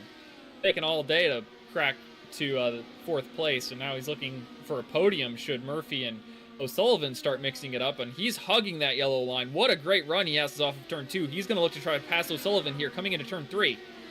Dials up the bottom again. Murphy goes high, gives them both clean air. O'Sullivan probably said, "Thank you, Mark, thank you."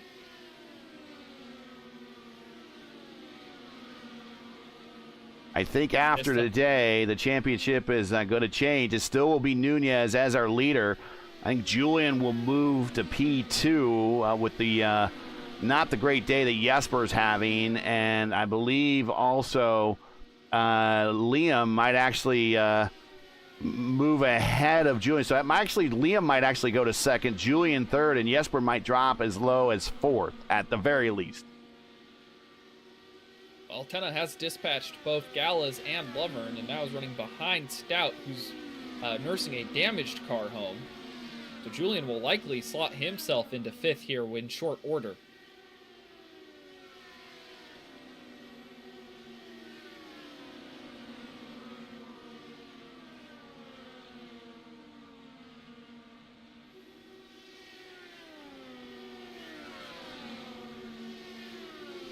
Pretty wide down the back.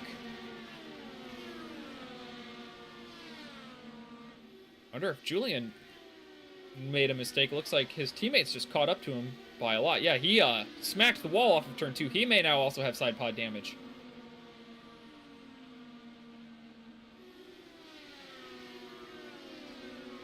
The race will be for second, Gary. Come here to 16 to go.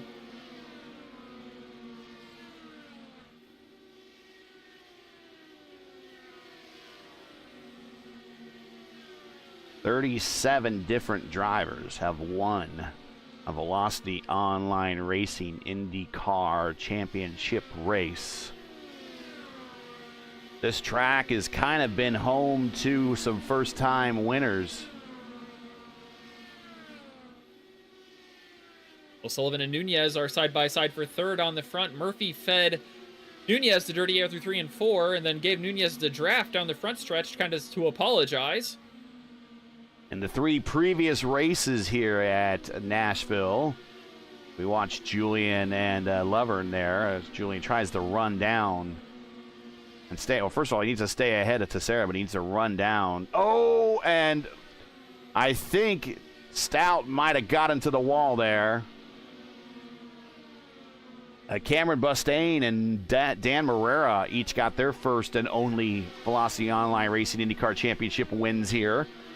Back in Season 6 and Season 7, back when this track was new on the service. O'Sullivan's going to try to cross over Nunez here. They are scrapping for third. Oh, whoa, whoa. And that cost Liam quite a bit of momentum. He had the roll out of that one. That's going to be all they wrote for third place. Now Nunez sets his sights on Mark Murphy, trying to get the silver medal here, and he's still got 10 or more laps to do it. Wagner now has just about pulled away enough from Murph. Now he has that the draft envelope's no longer benefiting Murphy. So Murphy, actually it is benefiting Murphy in some way that he doesn't get the dirty air, but he's not able to get any pull down the straights now. And that's going to allow Wagner to kind of pull away a little bit now. 1.7 seconds that time. Wagner extends his lead.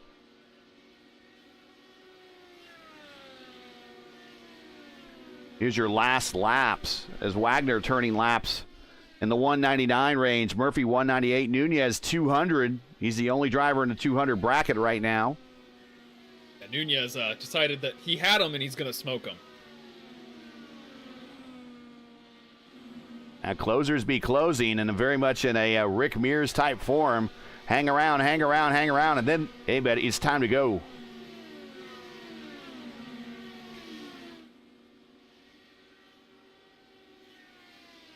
$10 to go here at Nashville. 9 to go now.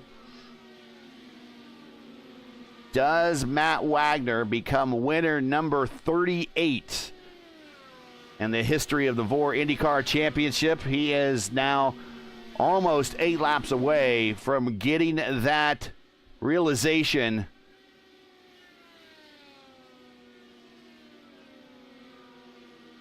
It also would make him a winner in the Iconic Series and in the IndyCar Series. Only a select few have done that as well, including Liam O'Sullivan, Jesper Orman, Julian Altena, to name a few. But it's a very small fraternity. 7 to go now. Leader by 1.9 seconds. over Mark Murphy. The race and the battle on the racetrack really is right here. If Nunez can somehow manage to get up to second here in the closing stages, this might just be the race that kind of seals the championship, the soft seal for him. We're not putting nails in the coffin quite yet, but you could certainly tap them and set them, because that's how good of a finish that would be towards this championship.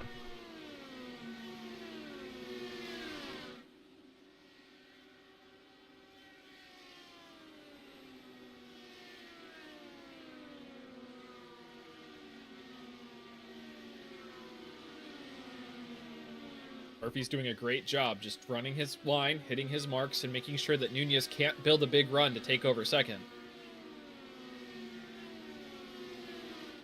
Coming to 4 to go for our leader. This has been a pretty dominant day for Wags. Started 4th, worked his way up very quickly, has led most of this race. He set a couple of purple laps. He doesn't have the purple lap. That currently belongs to Orman. A little bit of anger back there in Orman getting that purple lap, but Wagner really has had a dominant day at the front. Snookered him on pit road and ran all the way to the bank, laughing with a comically large sack of dollar signs. And made a pass on pit road on Carl Stout. That really helped his chances. Probably the easiest pass he's had all day. Well, 3 to go. Compared to the fluff up they had off of turn 2 Right. against Stout, you know, passing on pit road, definitely the highlight. Passing off turn 2, maybe the low light today. And if he can bring it home, we will ask him about that. Down the backstretch into 3 and 4. Looking at the white flag this time by for the LOVERN'S Inc. 300 here at Nashville.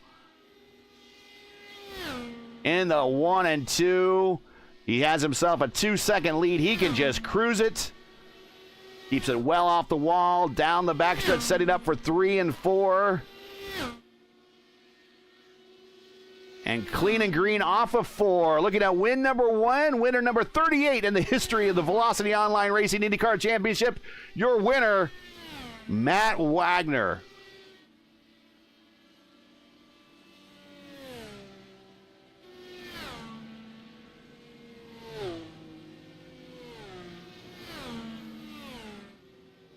No real contest for position on the lead lap.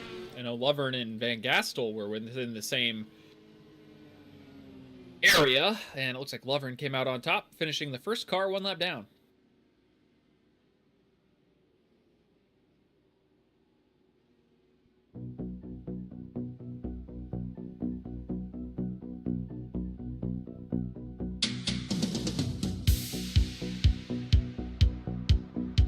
You see Wagner with the win, Murphy in second, another podium for him. Luis Nunez, this, like I said, might be the soft seal to the championship that he was looking for. Hasn't clinched it, but it's looking a lot better after this race here at Nashville. And just a few more to go in the season. Liam O'Sullivan is 4th, Carl Stout 5th. Carl probably not going to be happy, but he does rescue a damaged car, bringing it back to a top 5. Teixeira, good finish for Teixeira. He is up 3 spots. The 6th, Julian in 7th. Craig Forsyth, not the race he was looking for starting on the pole at 8th. Brewer 9th. Gary Lovern bringing the sponsor's car home in 10th. In fact, Gary Lovern is your Luis Gonzalez Nunez driver of the race. Not Luis Nunez, but Luis Gonzalez Nunez, our partner over on the P1 network. He always likes to point out the biggest gainer, and that is Lovern. He improved 13 spots at the tail end of the field to work his way up to 10th. Not a bad day. Not a bad day at all. Yeah, almost spotted the whole field, the whole lap to start this race. Coming home 10th. Not a bad showing. Pim Van Gastel 11th, Gallas in 12th, Christensen 13th, Pollard 14th. Jesper, not the finish he was looking for, in 15th. Kostik Solwedge didn't complete the distance, came home 16th. Same thing for Bart in 17th. Braden Whitaker 18th. Timothy Prix bringing out one of the early cautions of 19. Shane Coker had a moment off of 2. That ended his day early, and he finishes 20th.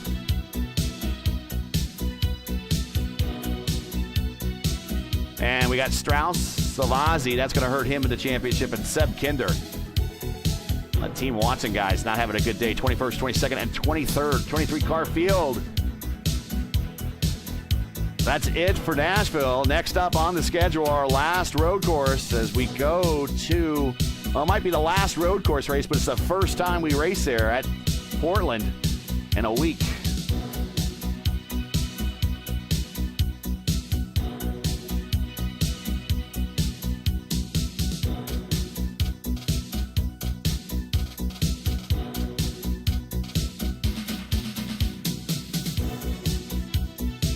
Murphy in the waiting room, but no Luis Nunez.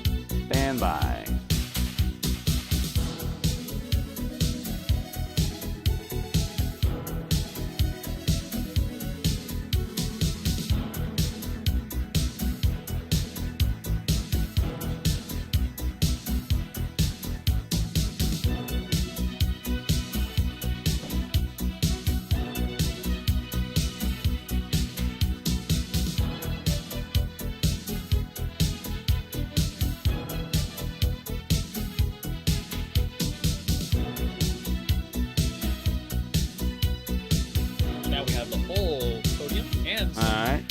Other interested parties. Stout, Warman, Nunez, Murphy, Wagner, all waiting. All right.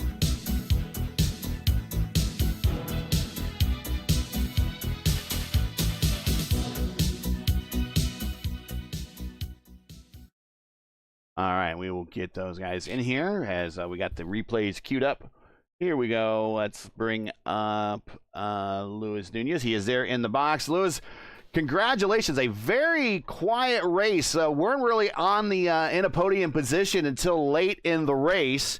Very much, I kind of compared it in a Rick Mears type strategy, was you just kind of bided your time, kept your car clean, make those pit stops, minimize mistakes. And then when the time is right, then it's time to race late in the race, get those positions. And coming home third, I said it didn't quite seal the championship for you. I know we have a lot of racing still to do, but I think it kind of puts a soft seal on a championship. I don't know how you feel, but talk about your race and kind of the strategy of just hanging around until that final quarter before really getting to move up into the podium position. Yeah, thinking about the championship, I'm happy, but about the race itself, it was freaking bad. Like, I think it's one of my worst races ever.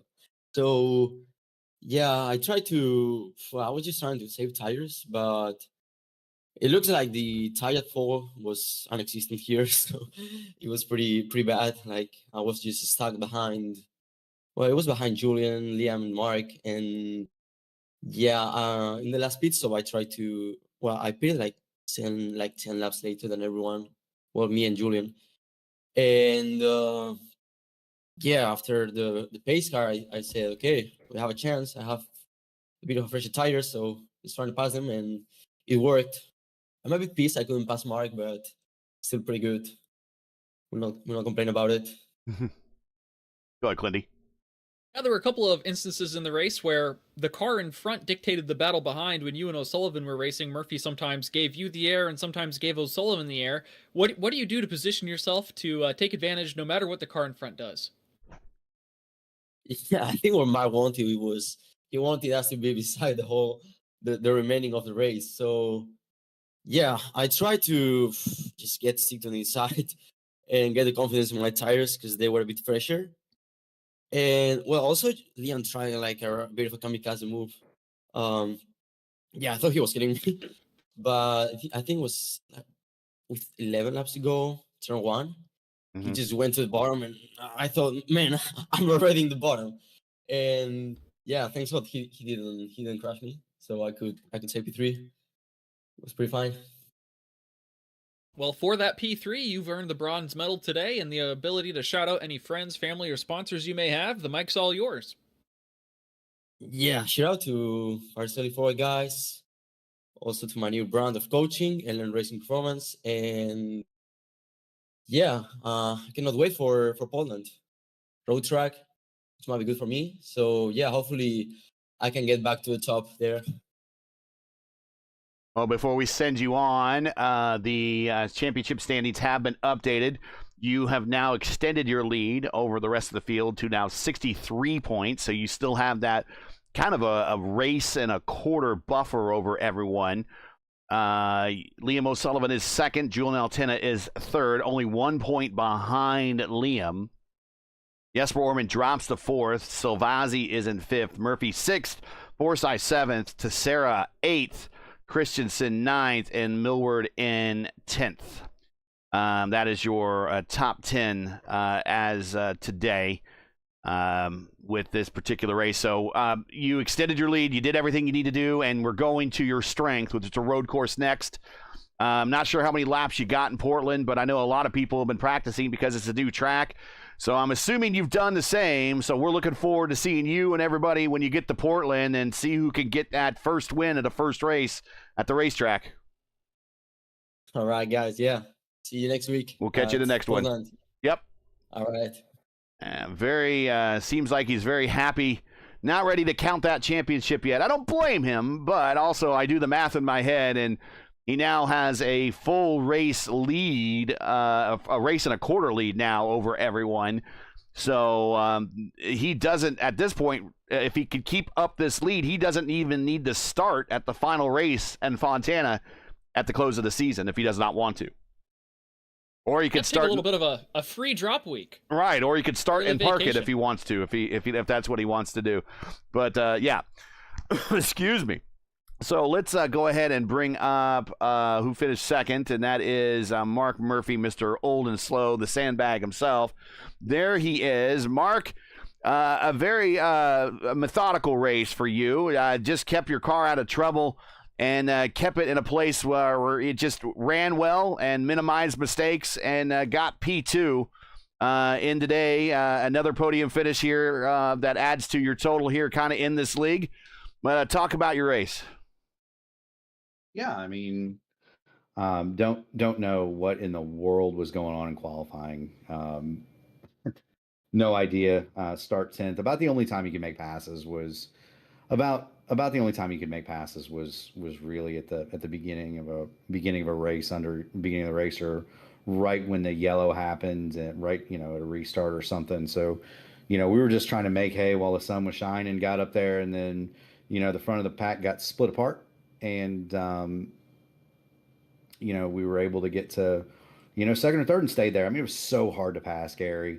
Yeah. The car was depending on how you set the nose down going in the corner, it was either like driving a dump truck or it was like driving the dump truck with the rear end on ice. And so it was just tough and it was hard to pass. And, once the tires got hot, you were pretty much locked in. I got real lucky and got by Liam or, on that final pit stop exchange or whatever. And I don't know that I'd have got past him. And, I don't know what happened with Carol and Matt. It looked like they come together and Carol got the worst of it, but he spins out, and their second, genuinely probably deserved to finish fifth today or whatever. I don't think I had that much speed, but kudos to Matt. Kudos to Matt. Kudos to Luis for the podium. And, it was fun racing with Liam and them guys too.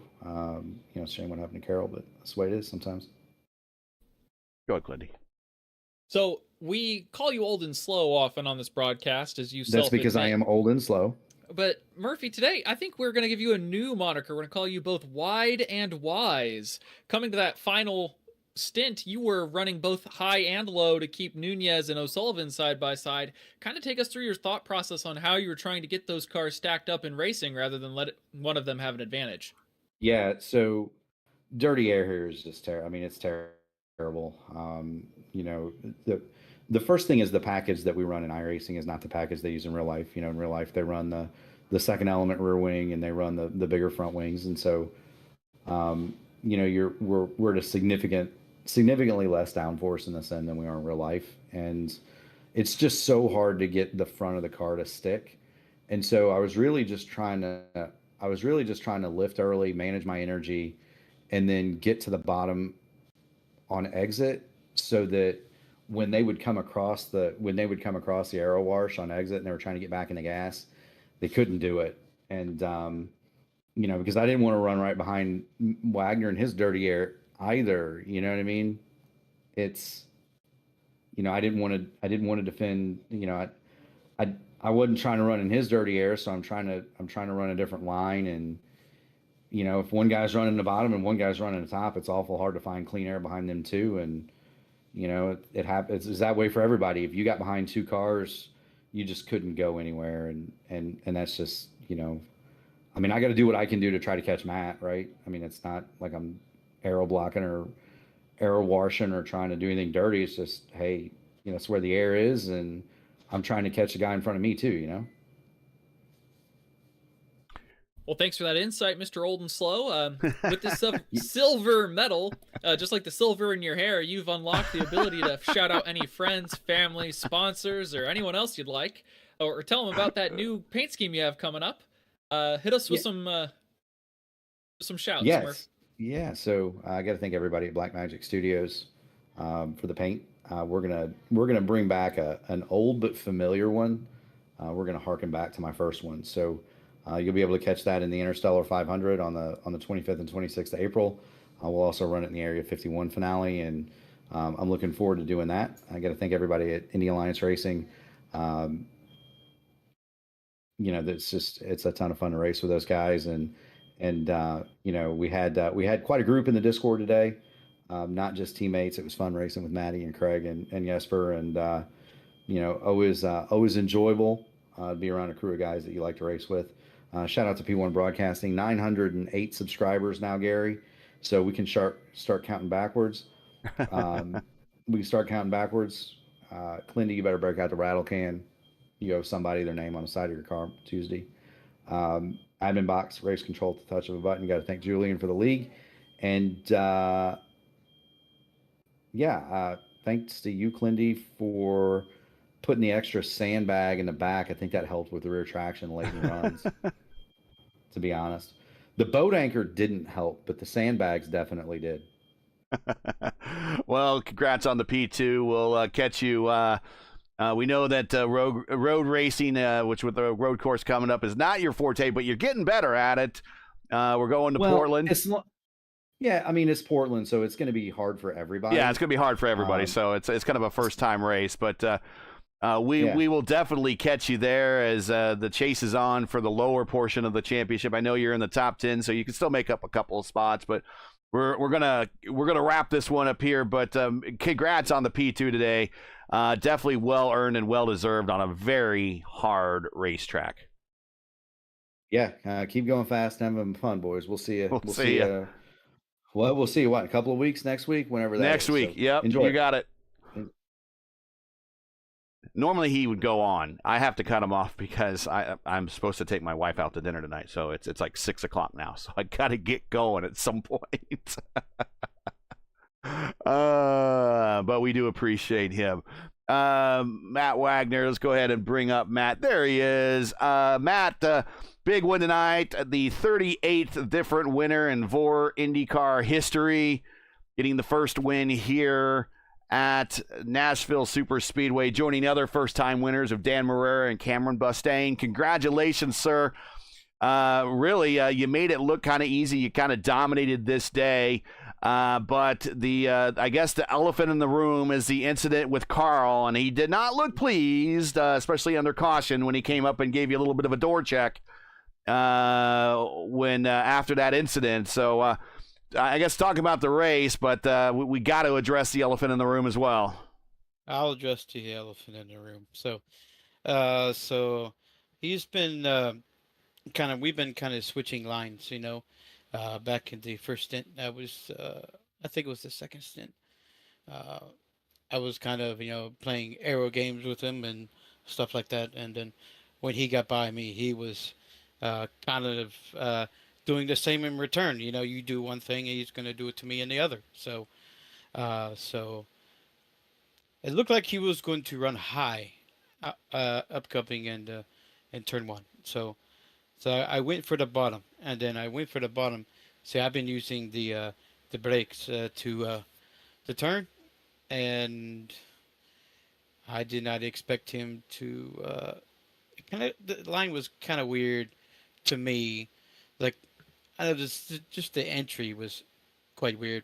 Like, I thought he was going to run the top, and then it comes down, and then I'm coming in there like using the brakes, and I have more entry speed, and we make contact, and it's not the way that I race. You know better than that, Gary. Hmm. I don't race that way. That's not the way that I race. So it's I do apologize for that, but it's I guess it's just racing, and you know. Oh, Clinty. So apart from the verbal apology, I mean, what can you do as a racer going forward to show that it's earnest, right? Like what can you do on the track to prove that you're genuine, right? Oh, And I've already earn the respect. I feel like me, as for me, I've pretty much earned that respect throughout all the leagues that I've done and leagues I've created. Uh, through awards from ISRA to Horizon to Votive to Area 51, I've kind of earned that respect from everybody. Yeah, I know you've been around the block, and this is Yeah. definitely out of character for you. But Yeah. it's rebuilding a relationship, right? Like, so Yeah. what can you do Yeah. with Carol differently on Carol? the track in the Well, future? Yeah. Well, I can send him flowers, but I don't know where he lives. But Carol, no hard feelings, buddy. You're a hell of a driver. You are. You really are. And we saw that in the Indy race, Indy 500, and your win's coming soon. It's just I'm sorry that things come to happen. But as far as my race was concerned, me beating him off pit road That was big the too. first time, that was huge. That's probably the easiest pass you did all day. Oh God, that was the easiest thing I did. So, the most important thing, I'm gonna give away. Oh, I should give away my secrets, but if you stop in your box clean, you're gonna have a faster spot. Have a faster spot, and you're gonna beat him off pit road, and I'll take it. But other than that, it was pretty clean. The lap cars were, yeah. I had trouble with the one at the end, and it was very hard to pass. And he was about 2-3 laps down. He just so it is what it is. It's very hard to pass here. Very hard to pass. It's like driving a dump truck. I bet you Murphy said that. He did. It really Exact words. Yes. Exact words. Yes. It felt like it. It really did. I tried messing with the bars and all that other stuff. The adjustment works on probably about 25 laps into the run. Then all of a sudden, heat starts building into the right rear, and then you have to back off your adjustment and go back to tire saving mode and run the bottom. All in all, it was a pretty fun race. Well, winning gets you the spotlight, Wags. I know these interviews can sometimes take a lot of breath out of you, but do you have a little more that you can muster up any friends, family, shout-outs, or sponsors? I'd like to thank the guys I was running with, Jesper, Mark Murphy, Craig Forsyth. Craig, get well. I know it's like to be sick for about 2 or 3 weeks, buddy, but I hope you recover soon. That's what he gets for going on vacation. And I had fun messing with his car scheme for past couple races, too. Just to tease him, just because he's been sick. By the way, this is a Jimmy Vasser scheme I ran, that he ran. I think it's 2001. You might have to correct me on that one. I went ahead and gave it to Kenny Breck, but yeah. Did you really? Yeah. Yeah. Okay. So it's actually a Vasser scheme. Okay. So, a shout out to him. Anyway, shout out to my Horizon League run here on P1 every Wednesday. Mark Murphy being the lead announcer. You guys in the booth, Gary, Kyle, you guys do a phenomenal job. No Luis. I think Kyle's a good replacement. So, sorry, Louise. Sorry, I kind of. I love Louise. Louise, I love you. If you're out there, you're listening. Love you, brother. Y'all take care and have a good night. All right, we'll catch you the next one, man. Congrats on the win. 38th different winner in the Velocity Online Racing IndyCar Championship. There it is. So 38 different winners of this 13 seasons just kind of shows you the diversity and the parity that sometimes this league has. Is any given Saturday, as they say, if you got your car in a good position, you can and you get it in the right situation, you can get a win. Hey, I got one, so what can I say?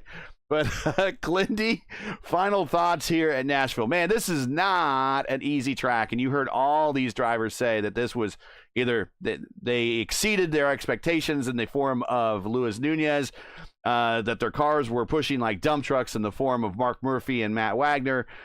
This is not an easy place with this aero package. iRacing really needs to give these cars the high downforce package to probably put on a better show here. But until then, we're going to continue to see this style of racing with these cars every time we come back to Nashville. But it really shows again today the influence or the importance of track position starting forward and then making the most out of those very limited laps when the racing is good here. And then after that, it's managing your position for the remainder of the run. Yeah, it's definitely the medium-sized speedway that races like a hybrid between a short track and a super speedway. If you could adjust the downforce or adjust the aero package as you see fit as a league admin, it might help the racing quite a bit. There's only so much you can tinker and twist with the setups and the temperature, and you're kind of put in a box. So the fact that we did have some two-wide racing and did have passes for position on the track today was about all that we could ask for. And, we had a little bit of strategy to boot. So that plus a little bit of fender banging and a little bit of Bristol short track racing, you really see that confused identity come out. And I'm glad we were able to deliver some racing for you fans on this Saturday evening or afternoon. All right, well, that's going to do it. And next up for us is Portland. And there's some preview of the Portland circuit we got coming up. But let's give everyone back their Saturdays. I got to go to dinner here, so I'm looking forward to that. And let's get on out of here.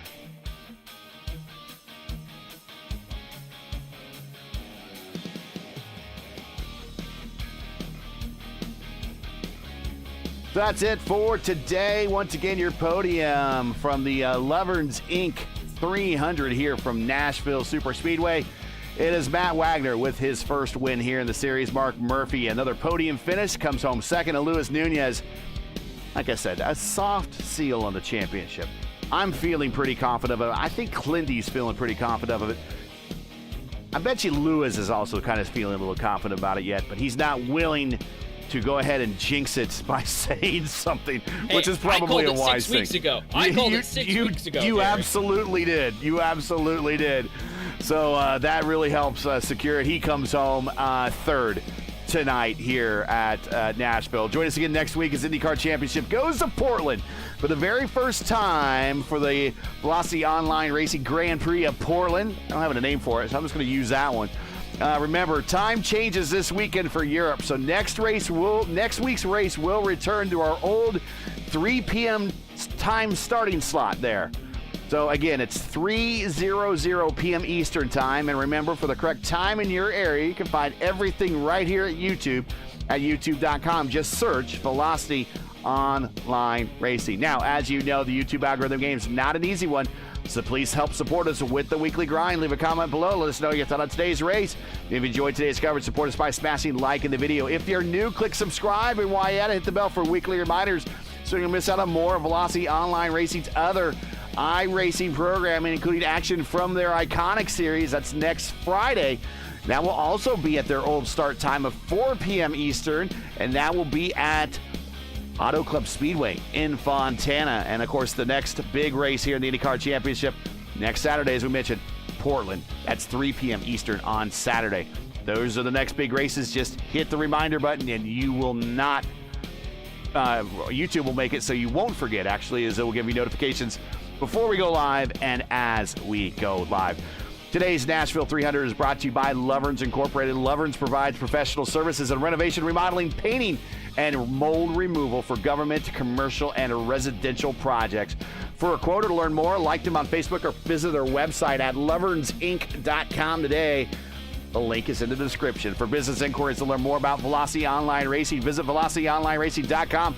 Like them on Facebook and follow them on X. All the links you need are in the description. So for Kyle Klendworth, everyone here at Velocity Online Racing, I'm Gary Godsoe saying all happy Saturday and thanks for watching. And to all of our men and women serving in the military and as first responders, Godspeed, God bless, and come home safe. Catch us again right here next week in Portland for the next race of the Velocity Online Racing IndyCar Championship. We'll see ya.